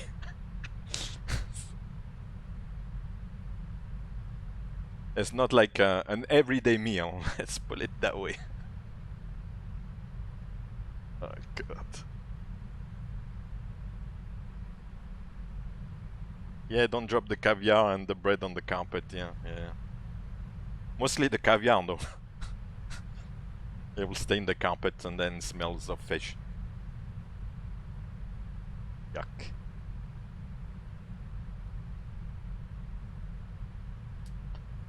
Yeah. Where are we? Somewhere going into, yeah, between California and Nevada, just flying along the boundary, I think. Oh my, you know, it's still showing Oregon on Volanta. Yeah, we're gonna leave Oregon and go into just flying on the limit of California and Nevada. Amazing. Flying the virtual world.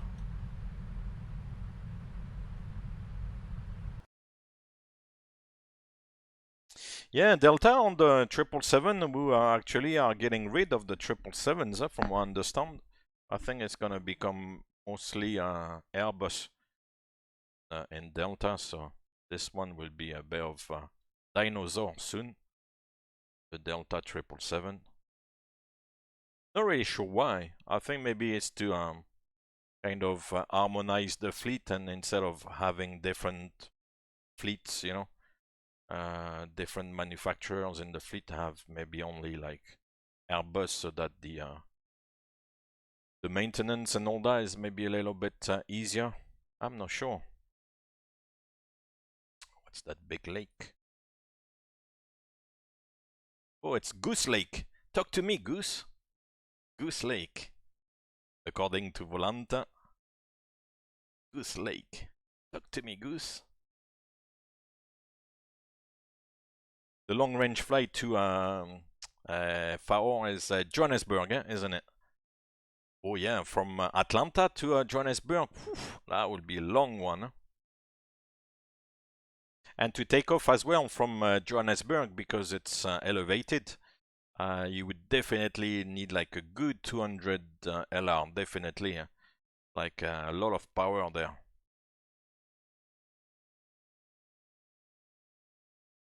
Maybe they'll be able to do it on the 350, because the 350 obviously is also like long range, so.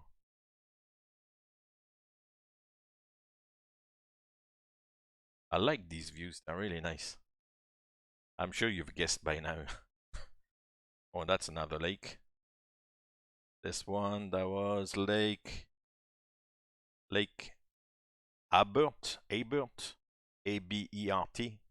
A bit of geography. Still in Oregon.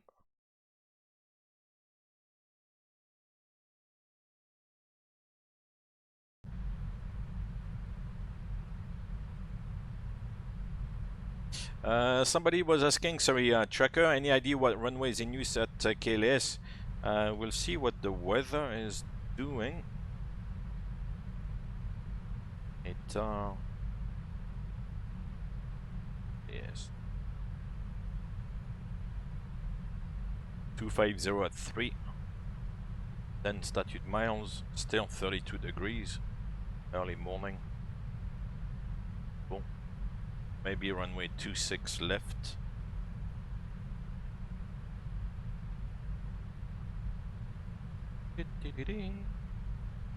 I didn't put the music back on. I'll put it on in a while.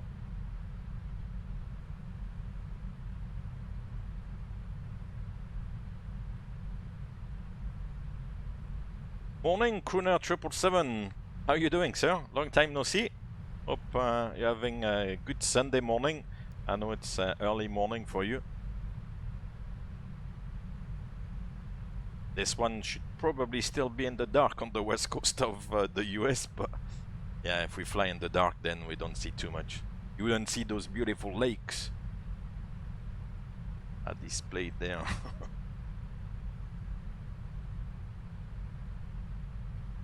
Oh, by the way, thank you very much, 777 Bob, and also to Rambi2 Delta for the replies on Discord about the scenery issues, or well, possible issues between V4 and V5 and all these things.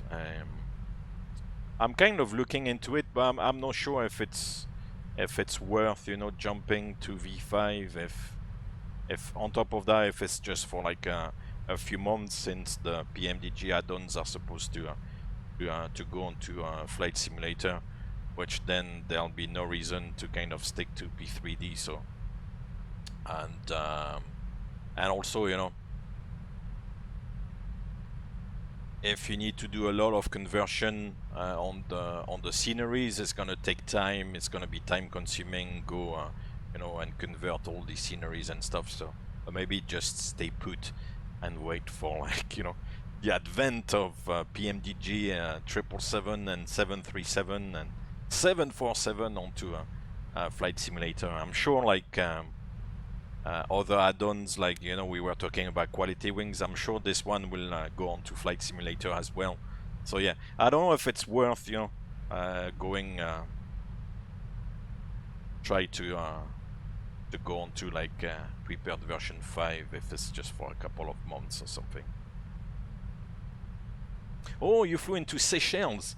That's a very interesting approach into Seychelles. If you do runway 13, the curved approach over the bay there. It's a very nice approach. Can be quite wild. It can be quite bumpy, wind shear and stuff. It's not always easy because very often if it's runway 13, then you've got that brisk southeasterly wind that kind of goes over the mountain, you know. So it can be a tricky approach.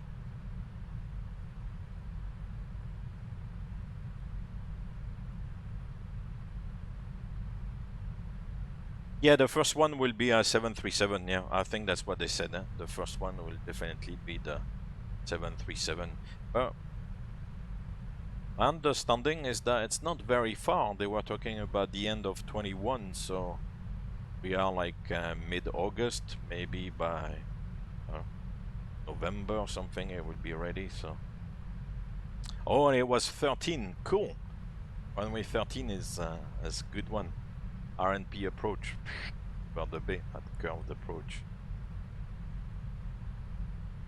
The aircraft actually does it very nicely. You know, it would follow the coding in the FMC. The LNAV will take you around the corner very nicely. And this one and the desktop simulation, it's a little bit more difficult. It doesn't always work 100%, but those curved approach and the aircraft work really nicely. And I think actually PMDG was talking about working on the LNAV, so I think in the future we'll be able to do a nicely and very tight curved approaches, which would be really good. Yeah, looking forward to that anyway. that'll be nice.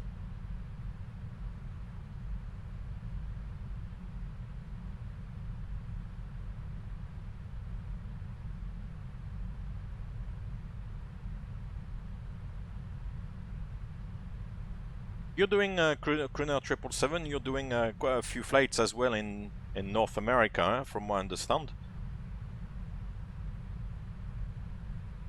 See, I think in the next few weeks I'm gonna do quite a few. So I'll try to be on at other times. Anyway, I'm supposed to do only one flight a week, so I'm sure I'll have opportunities to do other flights.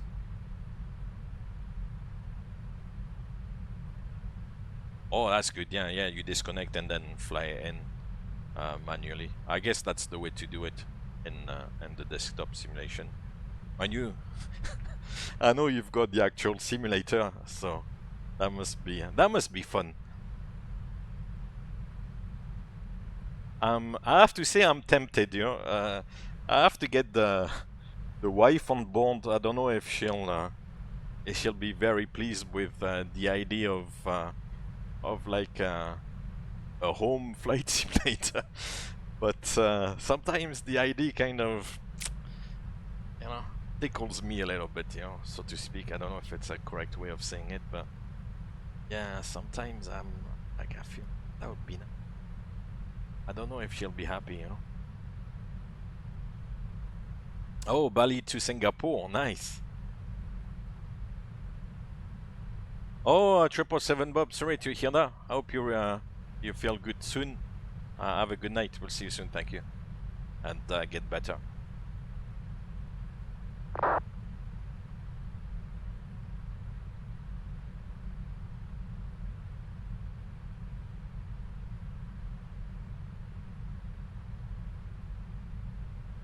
Oh, that was the Delta on Unicom, yeah. Ah, okay, yeah. Much further down. That's a good thing as well with Volanta is that you can, when there's no ATC, you can monitor the traffic around.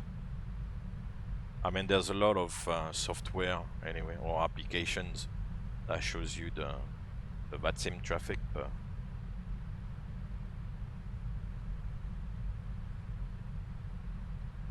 with Volanta, I guess it's one of them.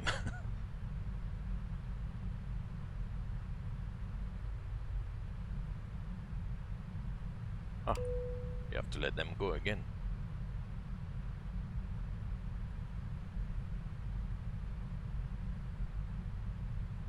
Sometimes talking about the seatbelt sign, if if you're flying as a passenger, and you know, sometimes it's been a little bit bumpy and the seatbelt sign comes on, and then it gets better or a little bit, but it's still not very clear.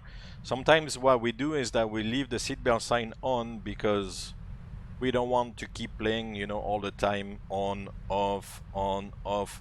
So if we are a little bit unsure on whether the turbulence is gonna continue or not, then just in case we leave it on, and then if after like a while it's definitely getting better, then we'll switch it off. But to avoid switching it on and off, on and off, on and off, then we kind of tend to leave it on. So I know sometimes you feel, it's maybe not as bad as, you know, having the seatbelt sign on, but it's just because we are a little bit unsure and we're waiting to see if it's gonna get bumpy again or not, and to avoid, you know, the playing of switching it on and off all the time. The seatbelt sign switch is known as the turbulence switch. So it's gonna be smooth, and you know, you're gonna have the seatbelt sign on, and so you think, oh, now it's getting smooth, we're gonna switch it off. And as soon as you switch it off, then boom, it gets bumpy again. So it's known as the turbulence switch.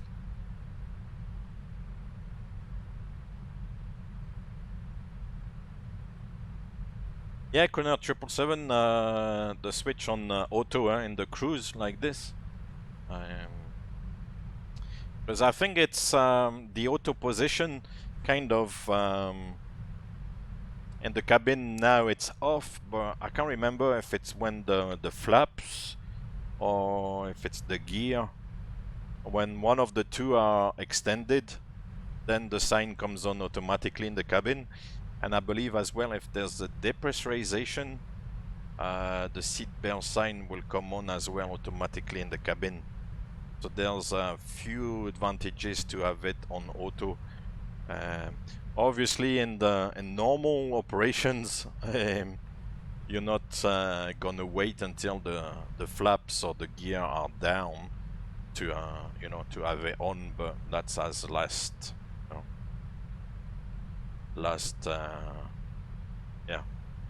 chance to have it on, really. But normally, as I said earlier on, it comes down in the descent, 20,000 feet or something. But yeah, but in the cruise, it's definitely on the auto position. And the no smoking sign, actually, you don't see too many of them anymore. That's also this seatbelt sign panel there is also a little bit optional. Obviously, the seatbelt will be on all aircraft, but then the no smoking or the IFE, no IFE or whatever, like they have here in PMDG with the Air France livery, I think. These ones are like optional.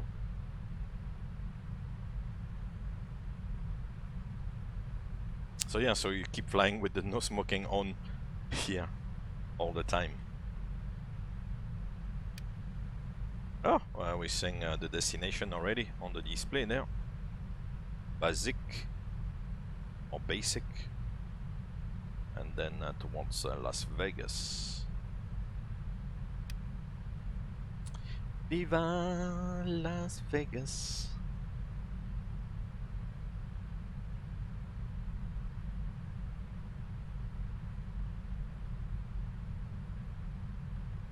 Right, we'll go back to the outside view and we'll do a little bit of music.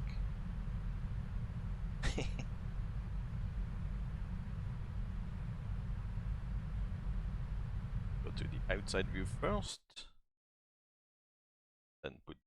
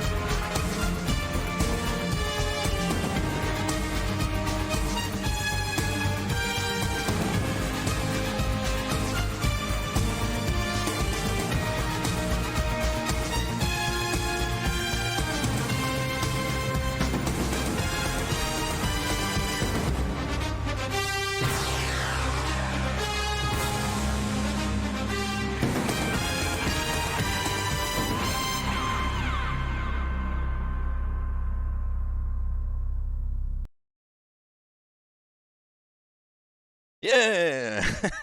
Yeah, no, the flight is going well. Thank you very much. Thank you, Strato. How was the lunch? Family lunch, it sounds like a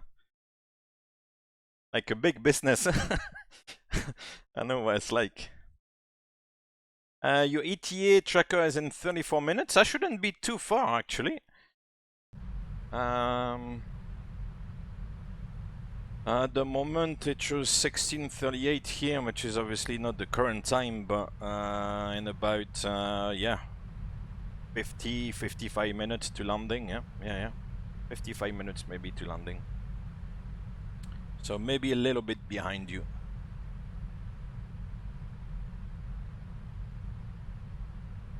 By the way, guys, if you feel like one day I don't want to force people, or like, you know, would like too much emphasis on it, but if you feel like joining me on one of those flights one day, like, you know, feel free. I don't bite. I don't mind. So if you do want to join me one of those days, I kind of announce the flights, you know, on Discord and stuff, and then as I said, like, feel free to join. Cool. So talking about the arrival, then we'll have a look at the arrival, because I think it's a bit of a long-winded arrival. So we'll have a look. Oh, we're gonna fly over Reno and Carson City. That sounds funky. Nevada. Is there anything? See outside? That's another big lake. This one is, of all places, Pyramid Lake. Ladies and gentlemen, this is Pyramid Lake. Amazing. We learn a bit of geography as well. Right, so where are my maps? Oh,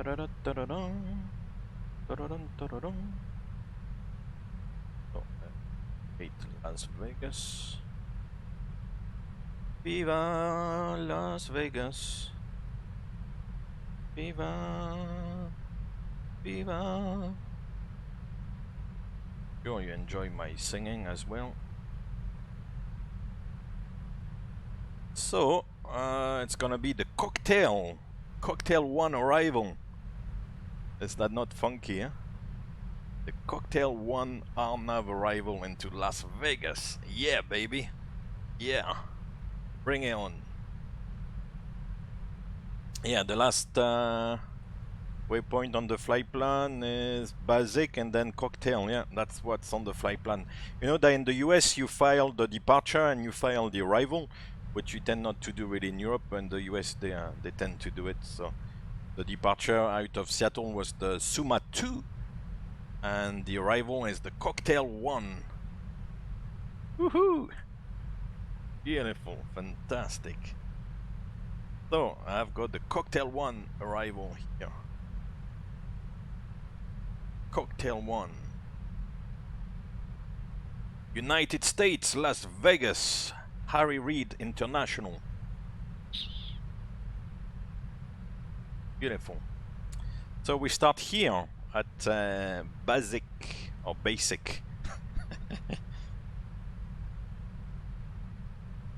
Oh, Space Agent, thank you. So we start at basic and then we'll follow the transition here, and then I think for 26 left it goes down this way, there, across on the left downwind for 26 and come back. So we'll go into the FMC. First of all, check the recall, check the notes. There's no notes in the descent checklist there.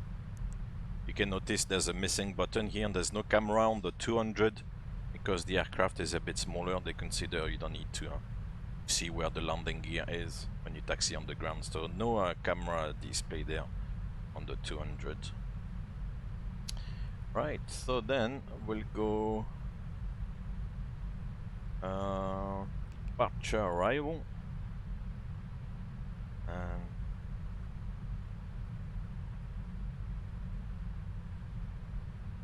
go for 26 left. So ILS 26 left, cocktail 1, transition is basic, and then for the moment I'd leave it like that. So I got Las Vegas arrivals, cocktail 1 via basic transition and ILS 25 left. And then we'll have a look at the FMC legs page. So from basic, which is highlighted up here, we go to Fletcher, I believe. Hold this waypoint here. Oh, now it's everything. Yeah, sometimes it's difficult to highlight. So Fletcher, flight level 240 or above, that's in. Then to T-Bran. T-Bran is down here. One here. And then there's no restrictions there. And then we go to REL. Flight level 210. So REL is next, flight level 210. And then to Cocktail. Famous Cocktail I'm going on about. Makes me feel like having one. Today is a day off, I'm not flying tomorrow either. So, could have a cocktail this afternoon, that would be nice. I'm not telling you about the nature of the cocktail. I'm only kidding. So cocktail, flight level 190 and 16,000. So in between those two altitudes at 250 knots. So that's why we have cocktail, 250 knots, the first number, and then flight level 190 or below, and 16,000 or above, so that's all in there. Oh, then it's getting a little bit sci-fi. Then we go to Zelda. That's a funky name. Zelda, 14,000 feet or above here. And then we continue the cocktail one to Dion. Everybody knows Dion, of course. Good friend. 12,000 feet. Here, and then to Envy. Envy. 11,000 is in.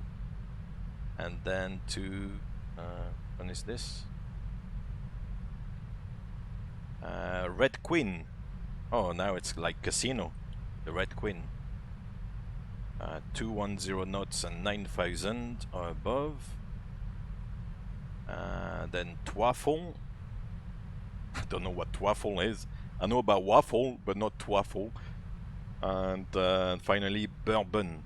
Oh yeah, the bourbon, like whiskey bourbon, probably. I don't know. 8,000 hard altitude and 210 knots. Okay, and then vectors. Okay. So the arrival is in. Happy days. And after that, I'll try to find ILS. It's gonna 6 left. So I was going to say Los Angeles. Las Vegas is a little bit elevated. It's about 2,000 feet above sea level. Here's the ILS. Cool. So Las Vegas, ILS 26 left. So after the vectors, which actually I could get rid of. Plan mode.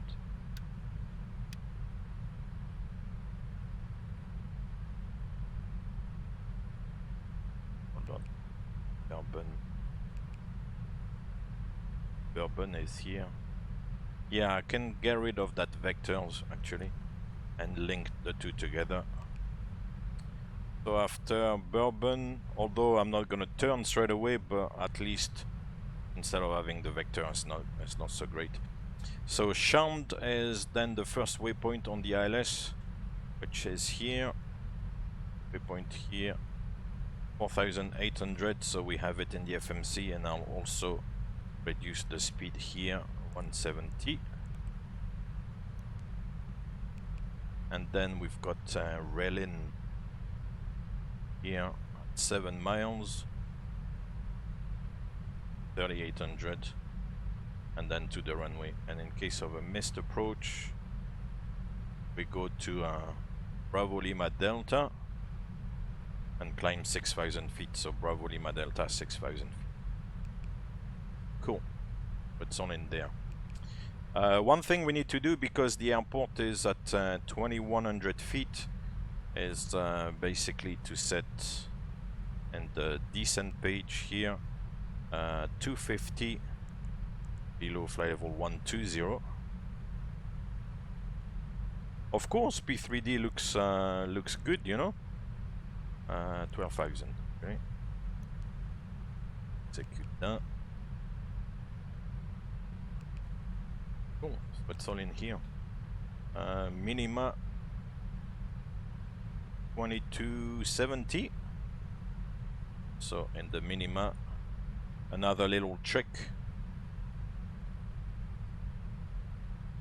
that I've shown before, but it's good to repeat things sometimes. And we hope you enjoy the rest of your flight. Hey, Ike Lorente. By the way, is there anyone on board who knows how to fly a Welcome. plane? Thank you very much for the follow. Hope to see you from time to time. On maybe once or twice a week, so hopefully we can work out something. So instead of winding up the minima like this, it takes a little bit of time. What you can do is go into the FMC, go to a menu, then FS control. As you can see, it's in green at the moment, it's off. But if you press this button here, gonna turn it on. Disregard the message here and the ICAS, and then press the FS prompt. And where you've got the minimum set here, you can type in the minima on the keyboard, so 2270, like this. And now you've got the barrow minimums here. And then to get out of this, click back again on menu, and then FS control there, switch it back off by pressing the button here. And then to go back to the FMC prompt. But we don't do that in the aircraft because first of all it gives you the message, which is not really good, and it's not the way to do it anyway. And also because the knob, the barrow knob there is much quicker to get up to 2270. But in the sim here, I find it's a bit of a drag. Even though if you enable, like, you know, there's a couple of options to make it realistic or unrealistic, but it still takes a little bit of time, so it's quicker. That's that.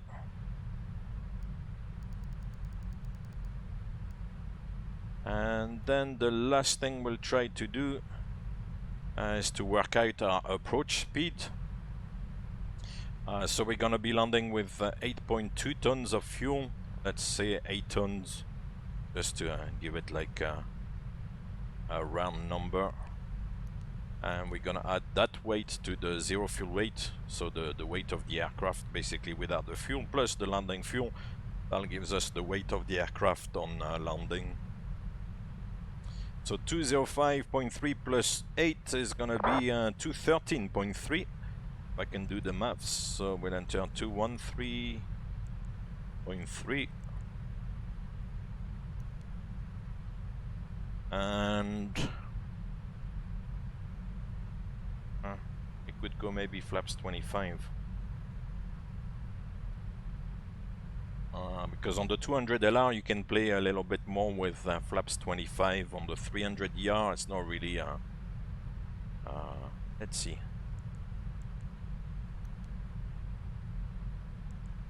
One 6.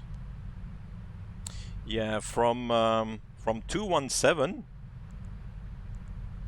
from 217 tons and less, then let's say 216.5 or 216.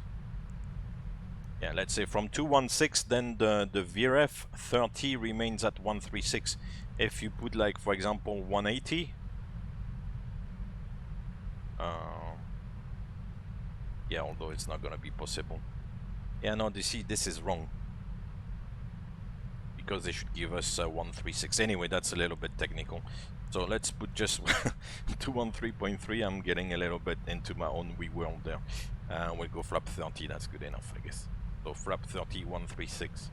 On the 200LR and on the 200 freighter, after like 216 tons, roughly, or 217 actually, I think it is, the flap 30 speed should remain the same at 136. That's just a little technical thing. So. Anyway, so 136 is the VRF. We'll fly 5 knots on top of that. And the runway is 3,200 meters. So, yeah, we'll call it auto brakes 3. And what was the weather?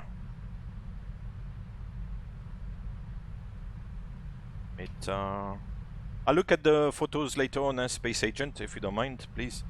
Metar KLAS. Negative, Captain. This is non-negotiable. Got your way 3X. Thank you very much for the follow. Forced to blow you out of the sky. Tell the wheel. Tell the wheel right now, so Captain. So it's 2998. Let's set 2998 here. The reminder. You can leave it now. Barrow here. 2998 as well then. Cool, and we are set up. Yes, Space Agent, now we've got the VRF. So VRF flaps 30 and to fly 141, so the +5 on the actual VRF.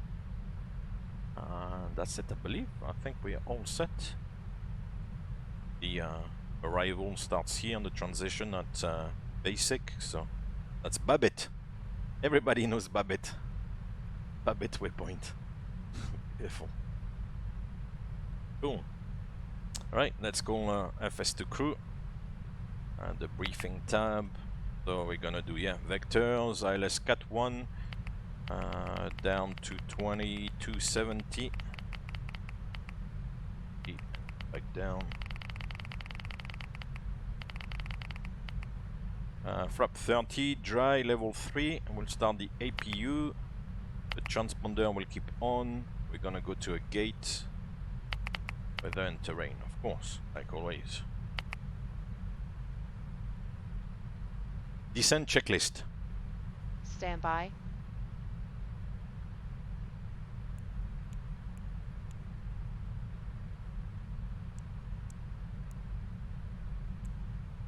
Descent checklist. Recall. Checked. Notes. Checked. Auto brake level 3. Landing data. VRF 30 is 136. Minimums 2270 feet. Ah, mess. Set and checked. Set and checked. VREF 136. Minimums 2270 feet. Approach briefing. Completed. Descent checklist complete. Very good. 31 degrees in Las Vegas. Calm wind, more or less light and variable. Beautiful morning. Cool.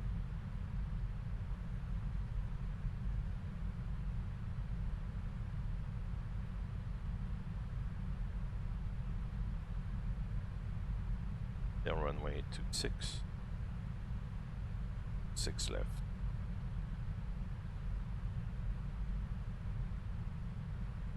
So yeah, ideally you want to be all briefed up and all set up a little bit before the the descent.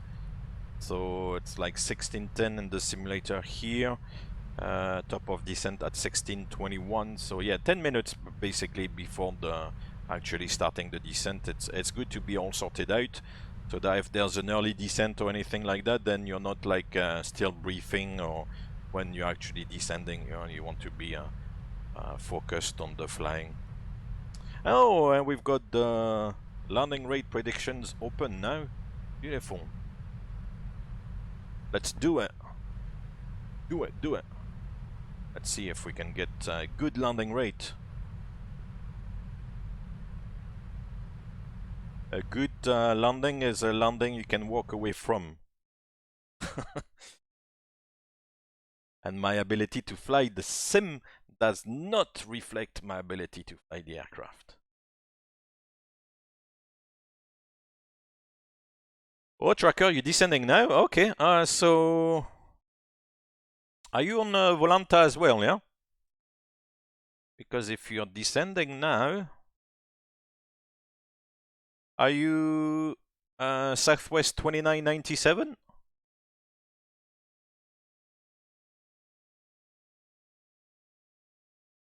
Oh yeah, from Colorado.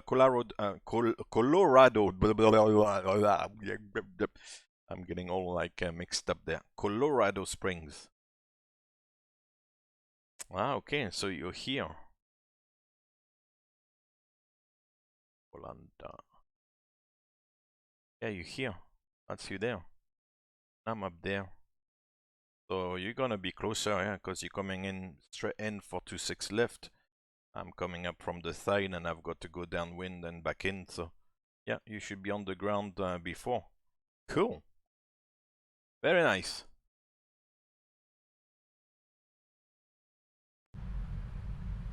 Oh, that's a Grand Canyon.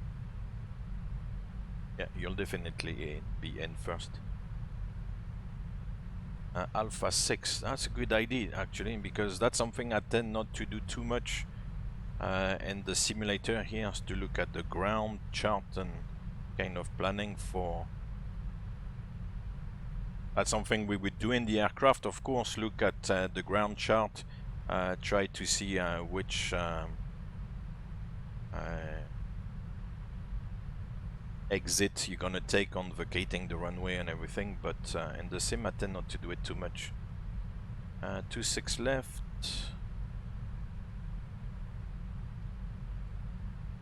Yeah. Alpha 6 is this one. Yeah. So second high speed exit. Second rapid exit taxiway there, Alpha 6.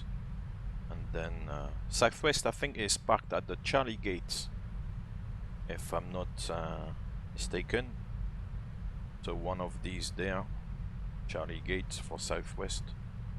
I mean, that's... and Delta, I believe, is somewhere around here on the Delta gates. Delta gates for Delta, of course. I think there's a few heavy gates up there, echo gates. Some of the echo gates at least are like for large aircraft. Cool. We love that. Very nice.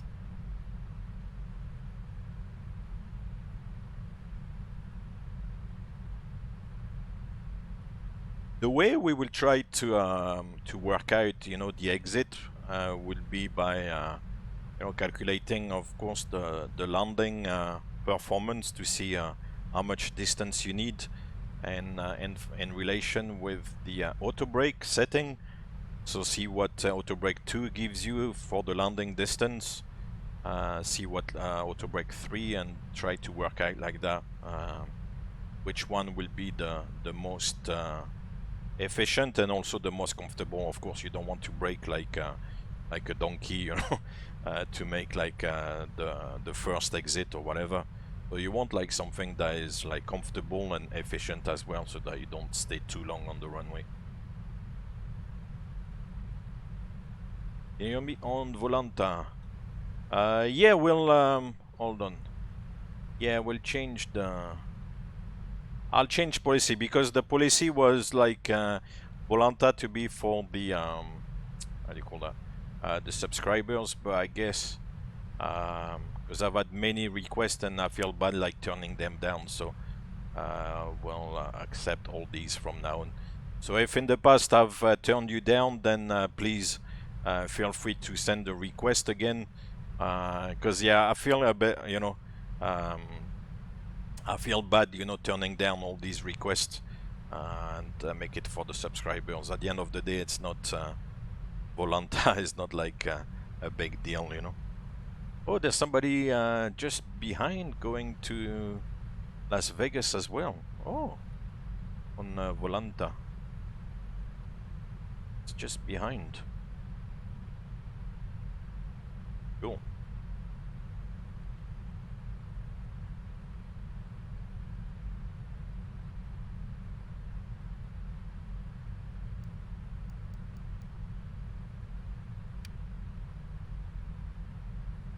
Okay, dokie.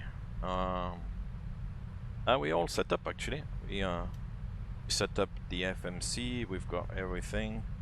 Oh, there's a little bit of turbulence there, a bit of wind shift, the speed went up and down.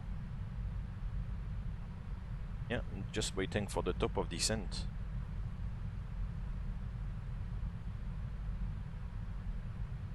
In the US, instead of saying something like when ready, descend flight level 240, they will say something like, the phraseology is,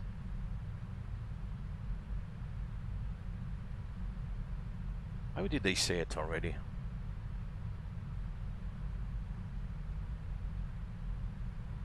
Yeah, I say something along the lines of cross and maintain Fletcher flight level 240. They wouldn't even like say descend. I think they will say something along the lines of Delta 1290 cross Fletcher and maintain flight level 240. Something along those lines. It's like different phraseology, but once again, it's, you know, just to tell you to cross Fletcher at 240. But they wouldn't really say descent, I think. Yeah, I think it's something like that. Cross and maintain flight Fletcher flight level 240. So we'll set 240 and we'll let it... Ah, bah, I'm donkey actually. Because Fletcher 240 is before the top of descent anyway. I'm making like a big speech. Oh, what's the phraseology? Cross and maintain 240. I mean, we're not even gonna start the descent before Fletcher anyway. Why am I bothering? Huh? It's nice to be keen, huh? God. Okay, I have not said anything. Disregard.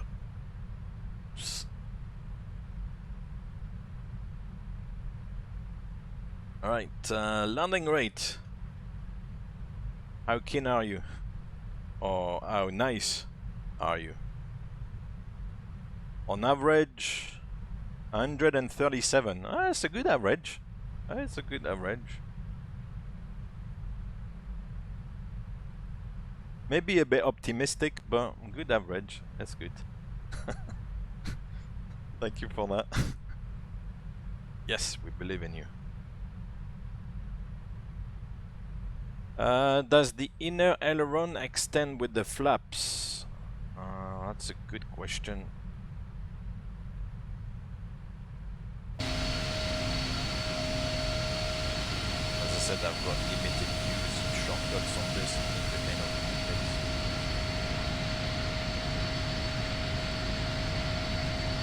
You know that with these technical questions, I'm not a maestro, far from it. You mean the flap run? This little bad boy here.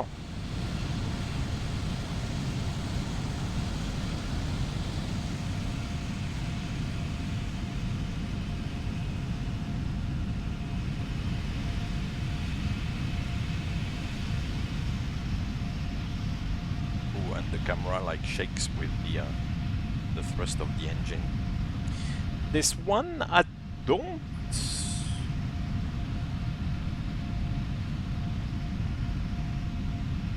This one I don't believe it does. But once again, don't quote me on it because I might be talking total rubbish. But I don't believe it does, because if it does, then it kind of goes into the directly into the, you know, the jet blast basically. So I don't believe it does extend. But once again, you know, don't quote me on it. I'll have to actually look at the book, see if I can find any references.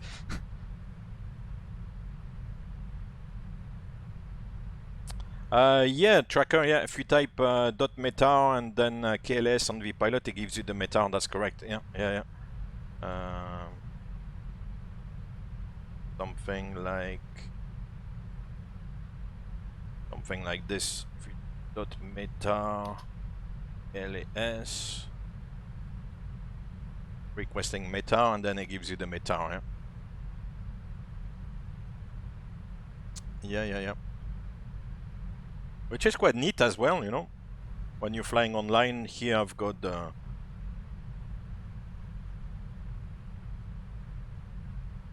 Yeah, we'll definitely check it. Yeah, I've got that vague kind of like thing in my mind, like that because it's right behind the, you know, the exhaust of the engine. That if it was extending too much, then it would kind of interact with, you know, the jet blast, and therefore it doesn't move too much. But I could be talking totally rubbish, so we'll definitely double check.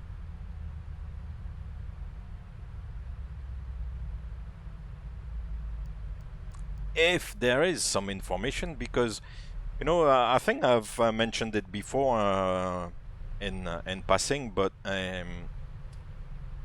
the flight crew operating manual that describes, hey, 4x4 Julaba, thank you very much for the follow. Surely you can't be serious. I am serious. You know, the operating manual that describes the system, all the systems, is not going too much into depth, to be fair. And so some of what the aircraft is doing is not really written in the manuals. It's more like written, you know, for like the engineers and like people like that. But for the pilots, the explanation of the systems doesn't go very far. So sometimes this kind of information is actually not available.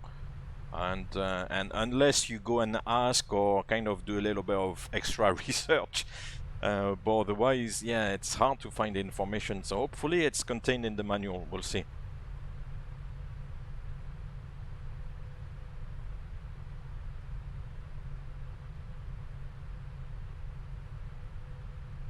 Should be okay. Cool. So we've started the descent, so we forget about the cross and maintain, and we can actually now go down to 210, which is the next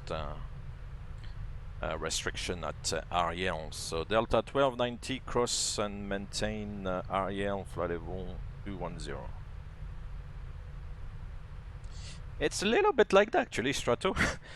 Believe it or not, they don't want the pilots to know too much about the system, because I think the philosophy is that if the pilots know too much about the systems, then maybe they'll try to troubleshoot things, and troubleshooting is kind of frowned upon a little bit. So yeah, you have to know a little bit how the systems work, but not too much, so that you don't troubleshoot. You don't, you know, you just stick to what the checklist says, and you don't try to do like engineering things basically. So I think it's kind of there's a little bit of truth in what you're saying.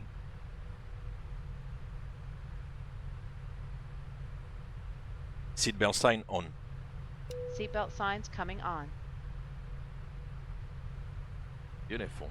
Does it for me.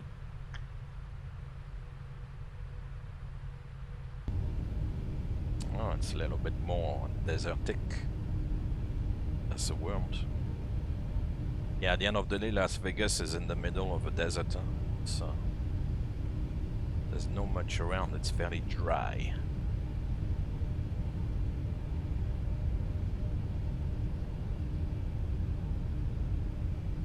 And as I pointed out earlier on as well, it's a little bit elevated. Not too much, but 2,000 feet above sea level. Which, with the high temperature, although at the moment it's early morning there, so it will be the coolest of the day, but I checked a few hours ago, and so it was maybe only midnight or 2 o'clock in the morning or something, so it was not the coolest time of the day. the temperature was like 35 degrees and it was probably midnight or 2 o'clock local time in the morning. So you can imagine at like at the end of the morning or around lunchtime or something, it must be like 40, 45 degrees or something like that. Toasty, toasty hot.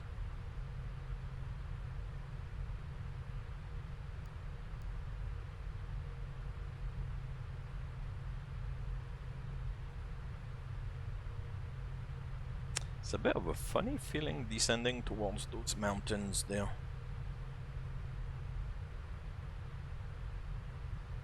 Unless we turn before we get to that ridge. But there's another ridge there. I knew it was still very high, but just looks a little bit weird. I don't know, unless we go into this gap here. We'll see. We've got the terrain display there anyway.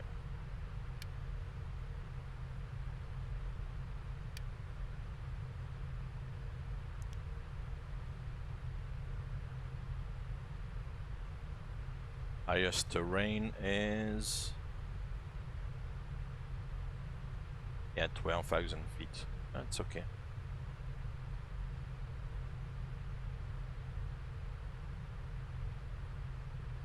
Space Agent, the scenery is like always, you know, the AFCAD, which looks decent enough, but it's not like a commercial scenery or anything like fancy. It's just like a modified airport scenery, which, as I said, looks decent enough, but it's not like any commercial stuff.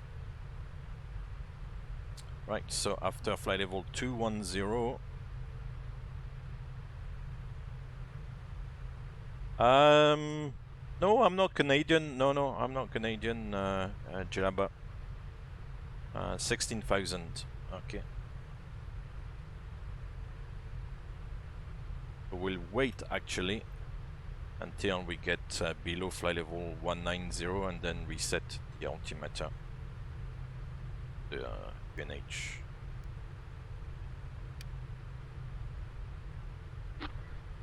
Las Vegas traffic, Delta 1290 on the Cocktail 1 arrival for the ILS 26 left.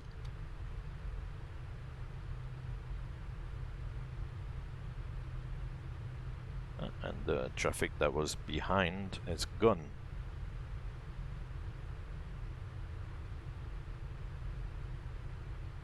Viva Las Vegas.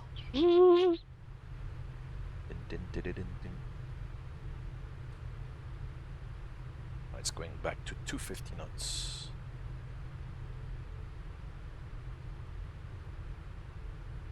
Oh, it's leveling off actually. And now it's making the descent a little bit more shallow, but not a quick descent.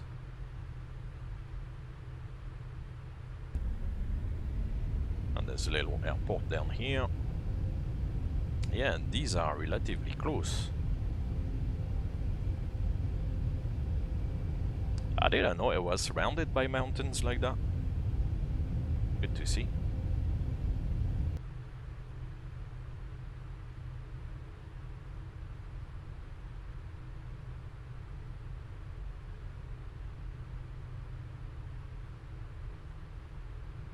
So we should cross, it's actually gonna work out exactly at 190, I think, by the time we get to a Cocktail.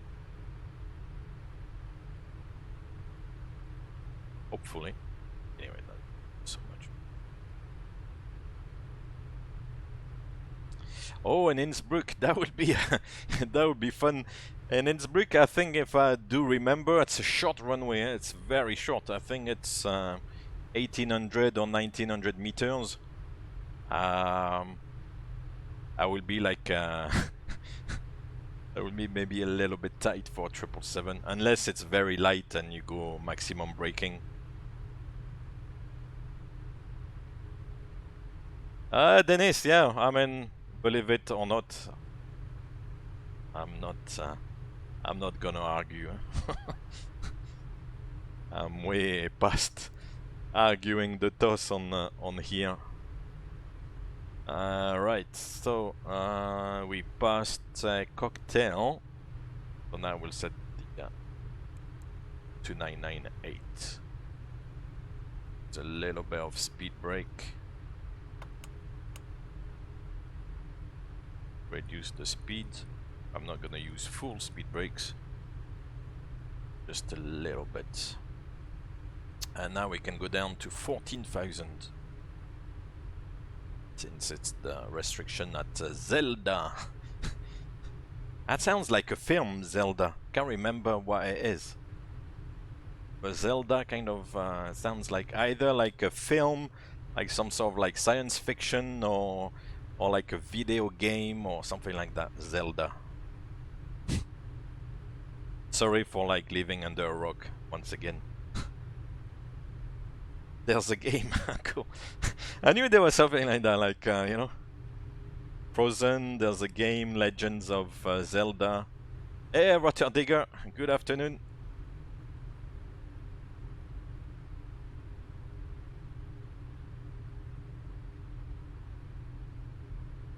So we'll descend like as per the steps on the arrival. Negative, Captain. This is non-negotiable. Change course immediately, or I will be forced to blow you out of the sky. Daniel, thank you very much. Sounds a wheel. Sounds a wheel right now, Captain. Welcome to the channel. Hope to see you from time to time. The stewardess said. And Dennis. Can you thank fly you very this much. plane and land it? Believe it or not. Surely you can't be no serious. way. I am serious. And don't call me Shirley. Flaco, the speed brakes. Oh, you can use the speed brakes anytime you feel it's necessary. Mostly in the descent, of course. In the climb, we don't really use the speed brakes, but in the descent, whenever you feel you're either too fast or a little bit too high on your descent profile, then definitely use the speed brakes. Some people kind of feel reluctant to use the speed brakes because it creates like vibrations a little bit, but that's what they are for, so use the speed brakes, you know. So yeah, anytime there's a need for it, then personally I don't hesitate. Some guys will maybe try to increase the speed or whatever, to level off. but yeah, no, for me, I mean... 2997 Las Vegas, landing Las Vegas. Ah, cool, we heard each other on Unicom there. Southwest 2997, cool, I like that. It's obviously the wrong time to fly to the US now, because it's early morning. It's Sunday, you know, you never know. Could be somebody and...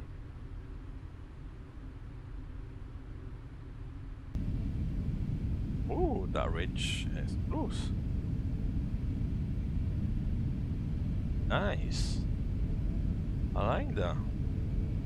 Pretty in its own way. Very picturesque.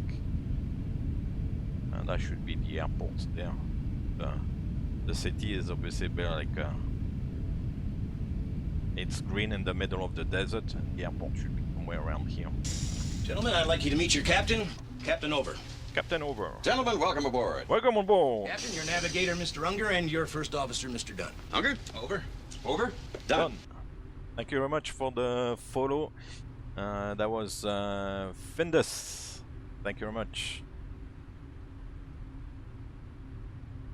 Right, so 12,000. 1,000 feet to level off. Okay. So we're getting close to it, so we can set the next altitude, which is 11,000 at NV. Las Vegas, Delta 421 from Bravo, line up for takeoff, runway 01. Oh, and there's somebody on the ground as well. On Unicom. He's going to LAX. Oh, fantastic.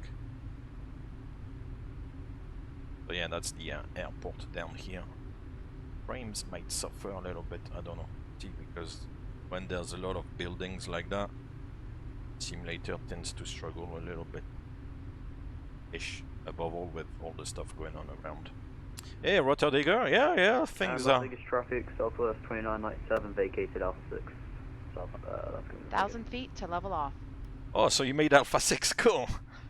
What's the next one? 9,000.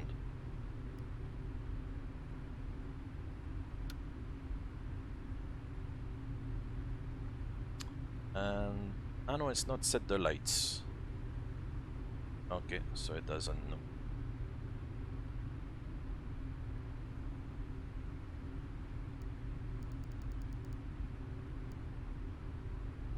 Las Vegas traffic, Delta 1290, downwind 26 left to land.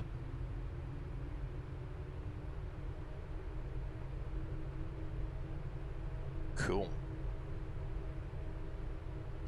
I have to remember from Bourbon there to extend a little bit the downwind, because otherwise it's gonna do a funky turn there, so I'll extend a tiny bit and then we'll... Las Vegas traffic, Southwest 2997, crossing runway 26 right via Alpha 6, taxi in Golf and Charlie into Charlie Gates, Las Vegas. Viva Las Vegas. Cabin is ready. Ding dong. That's done automatically by the aircraft.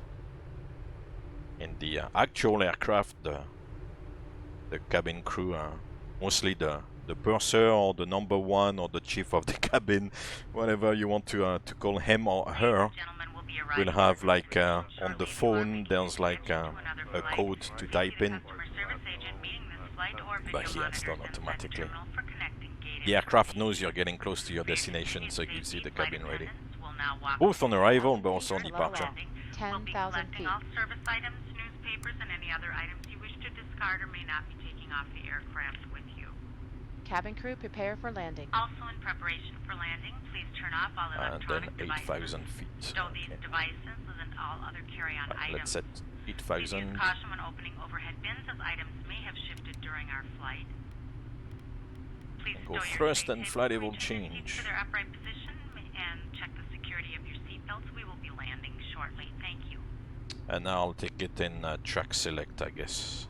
That will do.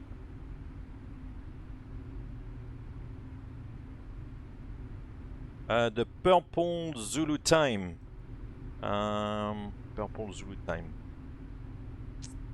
Not sure which one you mean. Approach checklist.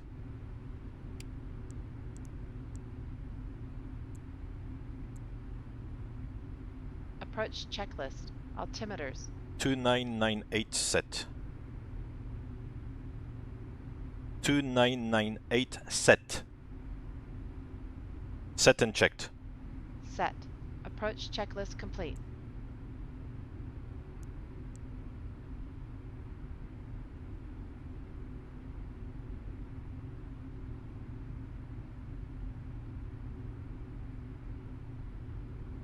Flaps 1. 1,000 feet to level off. Speed check, flaps 1.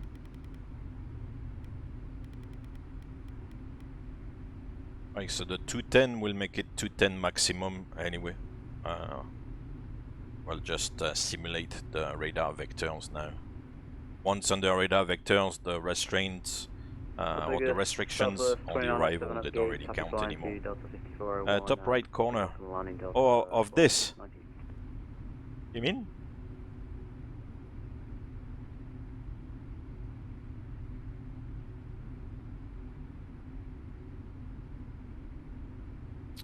Right, and now we'll go down to 48, I think it was 4,800 feet. What's the chart? Yeah, 48.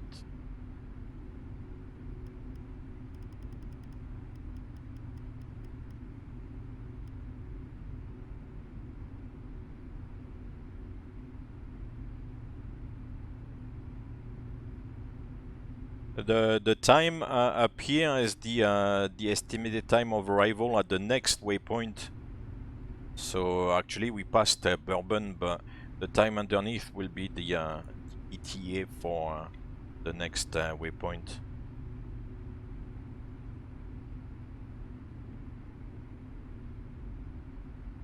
Oh yeah, we're a little bit close still. Oh no, 11 miles, 2,000 feet, so we're 5,000 feet above the ground. Yeah, a little bit close. Let's put shunt on top now and execute that. Take the heading, turn left heading 080.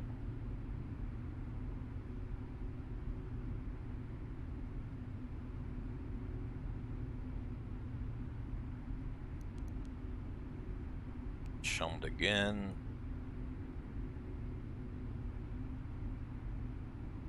We'll turn inbound, live dangerously.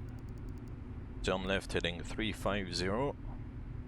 And we'll extend the center line here in the FMC. So take the shunt intercept and execute. And now it draws the line here on the navigation display. Flaps 5. Speed check, flaps 5. For 180 knots.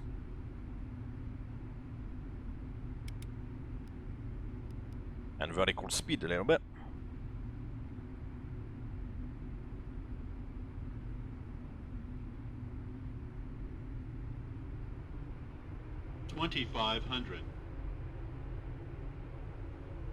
Are we? Oh yeah, we're Cabin over crew, some take your terrain. seats. Airport is here. Oh.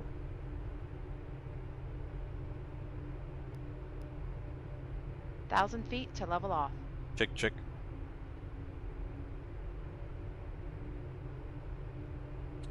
And we'll turn inbound.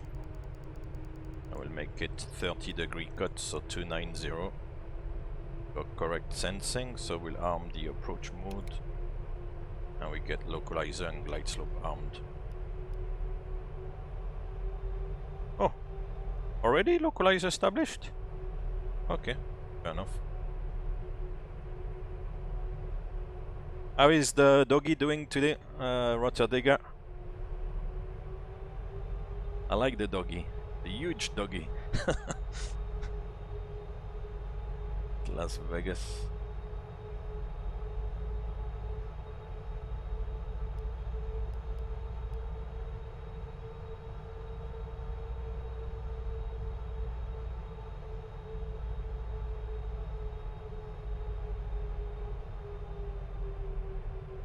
Right, so it's gonna intercept the glide slope as well, which is good, and for the mist, we're looking at 6,000 feet. So as soon as we get glide slope capture on the GS in green, enunciated here, then we can reset 6,000 feet in the altitude window. Viva Las Vegas! Las Vegas traffic Delta 1290, final runway 26 left to land.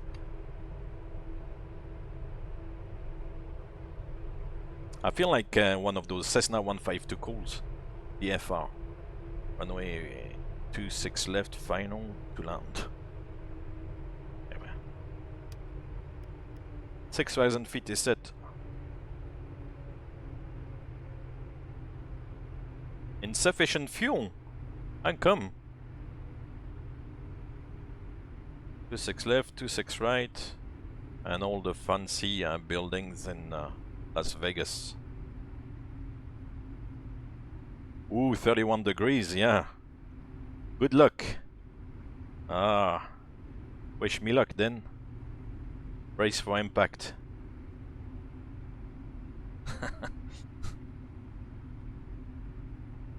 Alright, let's do it. Gear down. Flaps 20. Speed check, flaps 20.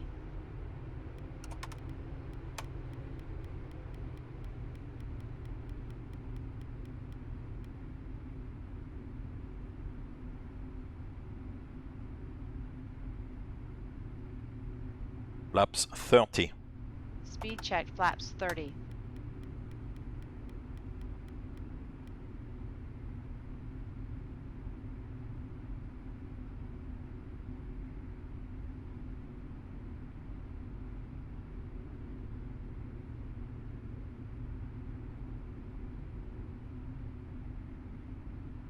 Landing checklist.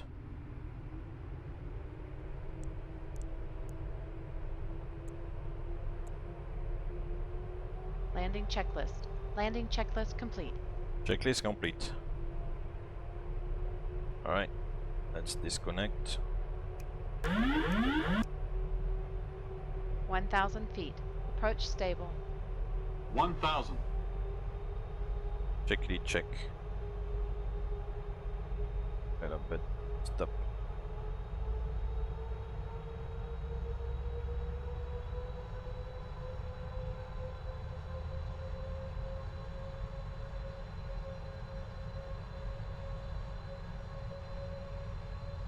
Wish me luck.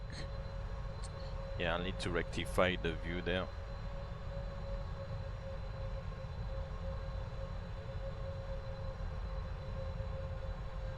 Dun dun dun dun. Approaching 26 left. Dun dun dun dun.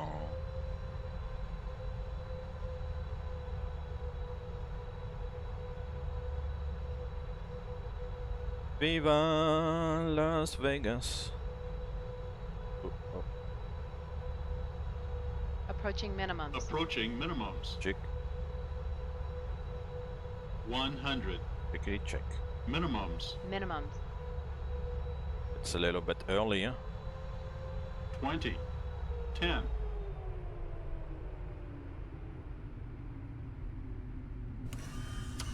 Dunk.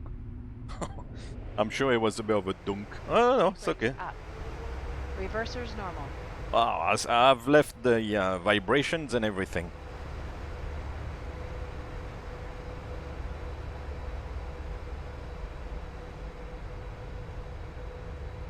I missed Alpha 6. 60 knots. 1,200 meters. Strato. Oh, it's a surprise. What a surprise. 900 meters remaining. There's something weird. Feels like it's bouncing a little bit. Anyway, we'll go to Alpha 7 here.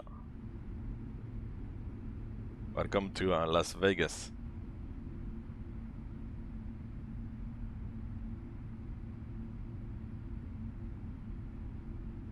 Not sure why it's bouncy like that. Yeah, Strato did it again. So Alpha 7 here and then across there. Las Vegas traffic, Delta 1290 crossing runway 26 right, Alpha 7. I don't believe there's anybody there.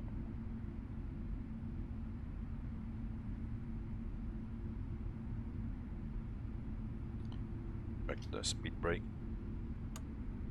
Is weather radar is off. Welcome to Las Vegas. 08.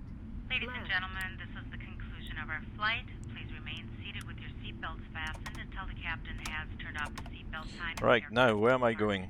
Safely at the gate. This will be your indication it is safe to move about the cabin, gather your belongings. Oh, I think it's this one. Delta. We'd like to thank you for flying with us today. We appreciate your business and hope to Delta see you 43. on a future flight. Oh. Delta Airlines, of course. So Delta 43, ¿dónde está? I think we'll take the first right on Bravo here. Yeah, and got good views of the Las Vegas hotels there. We'll have a look later on once we are on stand. Or we go on Charlie. Oh, let's go on Charlie. Yeah, let's have a look. I'll stop the aircraft. We vacated, yeah. Negative, Captain. This is non-negotiable. Change course immediately or I will be forced to blow you out of the sky. Let's see if it's simulated, actually. Sound the wheel right now, Captain. I'll re-extend the flaps. Let's have a look.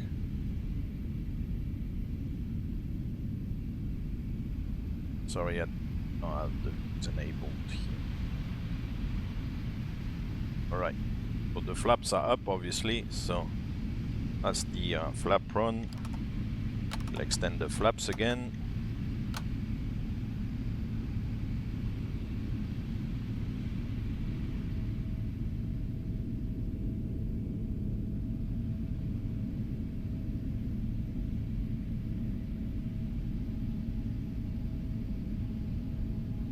So these are definitely going down. This is going down as well. I'll go full flaps. But this one doesn't seem to... Oh, you know, it is a little bit moving, maybe? No? Or maybe not to the full range of travel, if you see what I mean. Because it looks like it's moving with the rest, but it doesn't go as far low down as the other, like, trailing edge flaps. See what I mean? But it looks like it's moving, actually, because I'll leave the mouse here, and we'll see when we retract. I think it's fully extended there, and now we'll retract. The mouse was here.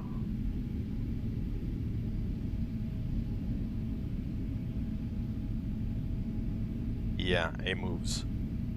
So it does move then. So I must move. That's the answer to the question.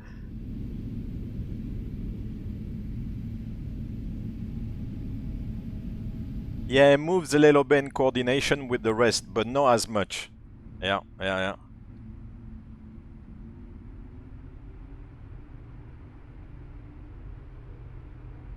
That's interesting, you see? I told you that I wouldn't I wouldn't know that one. If obviously it's properly simulated, because sometimes the simulator here doesn't always do what it's supposed to do. But if we believe what they've simulated here, yeah, it kind of moves a little bit. But it kind of confirms a little bit what I was saying, is that it doesn't go down too much, because otherwise then it kind of interferes with the exhaust. Because the exhaust is right in front of it, so... Right, yeah, let's go on Charlie there to Delta something.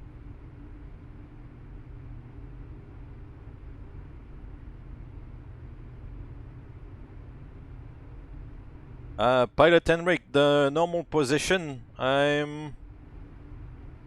that will be pretty much it here.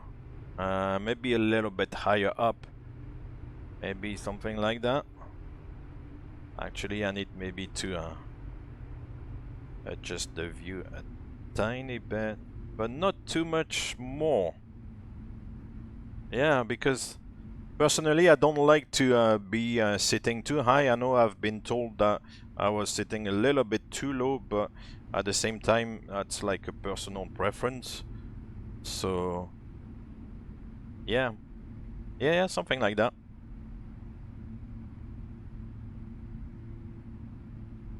But here it doesn't really matter too much, because you don't have like also the depth of vision, if you see what I mean. It's kind of like a flat screen, so everything looks like a little bit all in the same perspective, or whatever the word could be.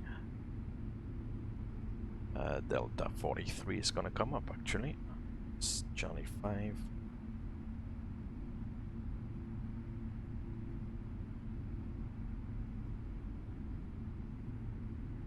So I think at Charlie 5 we turn to the left and then follow Charlie 5 ever so slightly, and then it's a right turn onto the gate.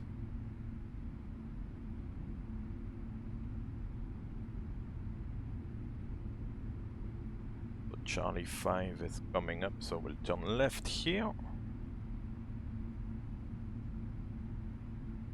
Reduce the speed a little bit. Then do a S-turn left and right.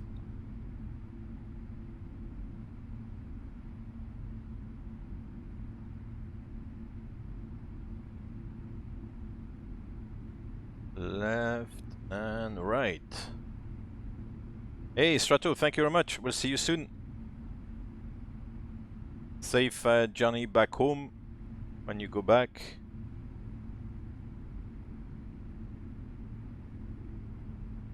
If I don't see you before then. Lights and doors.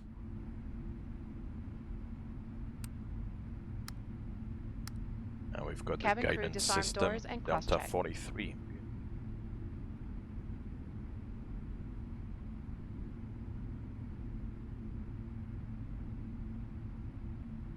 no, it's left like this. Oops.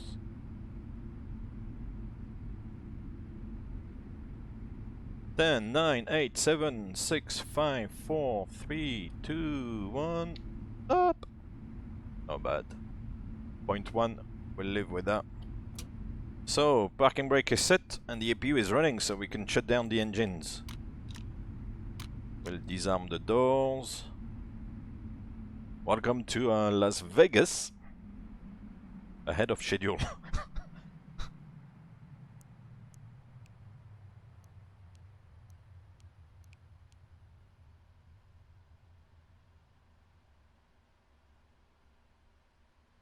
Cool. And we'll switch that off. And oh yeah, check the minima, man. The minima were in the flare. That's the thing with flight simulation. Anyway, I'll go back to that later on. What else?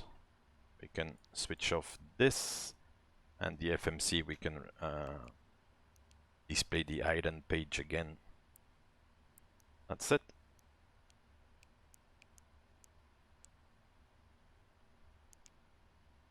And then we'll do the shutdown checklist. And then have a look outside. See the beautiful views of Las Vegas. Checklist. Shutdown checklist.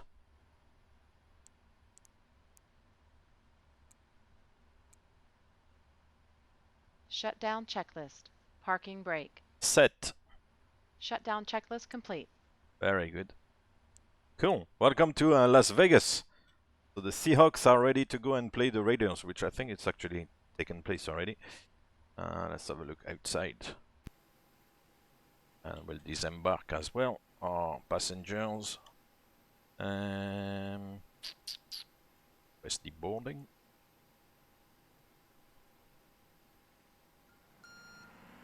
Maybe open the door actually will be useful.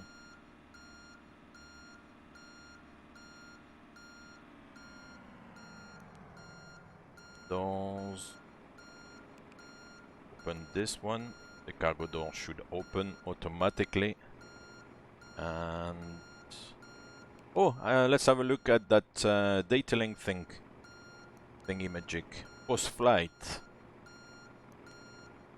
Yeah. So you get out time 14:41 Zulu. That's simulator times, not real time. Takeoff at 14:56, on at 16:47, and in at 16:56. Block time 2 hours 15, so that's between the out and the in. Flight time obviously is the off and on. Landing fuel 7.8. No auto land, then landing pilot left or right seat, you can change that and then send the report, which it doesn't work. But I think that's when they have this ground flight operation thingy in place or whatever it's called. That's it. Welcome to Las Vegas. Let's see, let me catch up.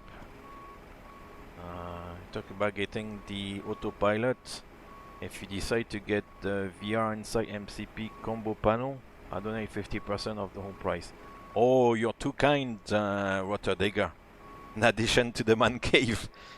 Yeah. Oh, you're very kind. I'm not sure, to be fair. I'll look at it, but that's a very, very kind offer you're putting on the table there. Wow.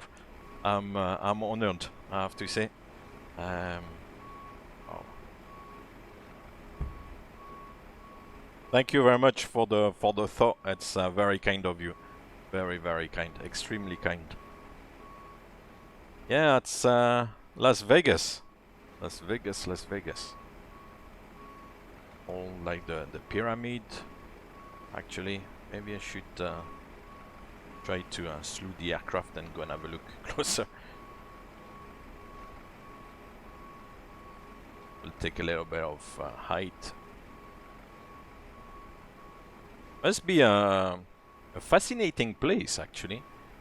A lot of buzz around.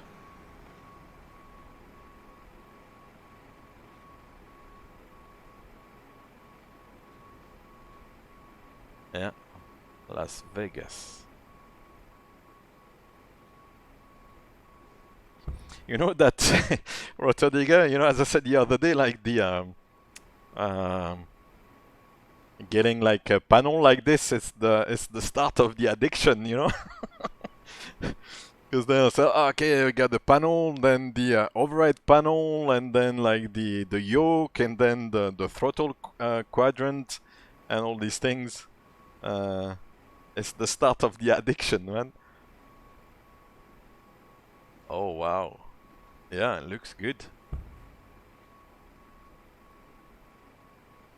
Holy. Yeah, I'll have a look. I'll have a look, you know, when I'm offline and stuff, and we'll see. But I'm amazed. I'm really amazed by, you know, your offer on there. You know, it's mind blowing. It's amazing because, I mean, you really don't have to. So, it's yeah, it's mind blowing. I don't know what to say actually, because it's yeah, yeah. I'm really gobsmacked. I don't know.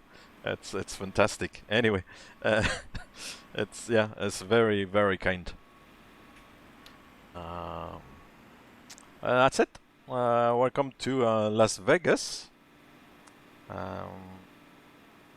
Beautiful morning. Just a few clouds around the airport. Runway 26 left. We landed on 26 right, and then we've got parallel runways in the background there, which I think are 0119, so 01 probably going up this way, and 19 back down.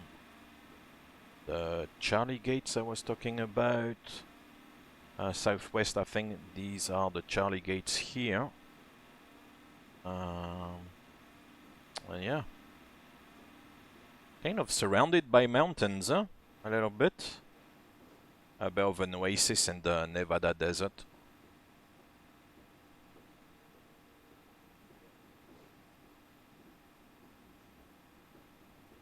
And yeah, these are default scenery objects. The aircraft is down here. Requesting a flyby. Hey, PMFG 620, thank you very much for the follow. Welcome to the end of this flight to Las Vegas. And hopefully we'll see you from time to time here. As I said, I kind of try to come on maybe a couple of times a week. At the moment it's a little bit busy, so I don't have as much time, but I try to come on from time to time. That's a beautiful aircraft. But because I don't fly the 200LR very often, I don't have many views set, so I'm kind of have to do the view changes manually a little bit. Otherwise, we've got hold on, cinematics, but the cinematics, it depends how it works out. Jelaba, yes, I am. I am. I won't try to justify myself, but I am. So that's it. So the next one, I'll in the US, I'll try to decide. That will be for like around next weekend. So we'll try to. I'll try to see which flight is doable. I think there's maybe Atlanta, Miami. So maybe we'll do Atlanta, Miami, but I'll have to decide because there's a few other options. But the one I have in mind, I think, would be Atlanta to Miami, which will be maybe a little bit shorter, about an hour and a half. But we'll do it on the 737 this time, I think. So, yeah, just for a bit of a change. We'll do a Southwest, actually. So, yeah. Cool. But otherwise, unless you have any last minute questions, like always, I'll hang around a little bit, but otherwise, yeah, there's no return flight. Normally, I only do one, so that'll be me for today. Just want to check Volanta. Review the flight. Yeah. That looks good. 14.1k burn. Okay. Yep. It's taken the flight. 17 flights now since I started with Volanta. So that's good. We should have the little drawing of the flight today here. The other day we did Dallas to Pittsburgh. Not Speedbird, but Pittsburgh. That was a classic. Yeah, that's it. Cool. On to the next one. But not today. Dennis, I fly 777. 777, I do fly, yeah. Yeah. Beautiful aircraft. Yeah. Here we are. That was a great flight, I enjoyed it. Good flight, good company. And good chat. So, beautiful. Beautiful. Oh, sorry, I missed the stretch. Antoine, oh, stretch. I'll be a monkey here, you know. I'll stretch, I drink, posture.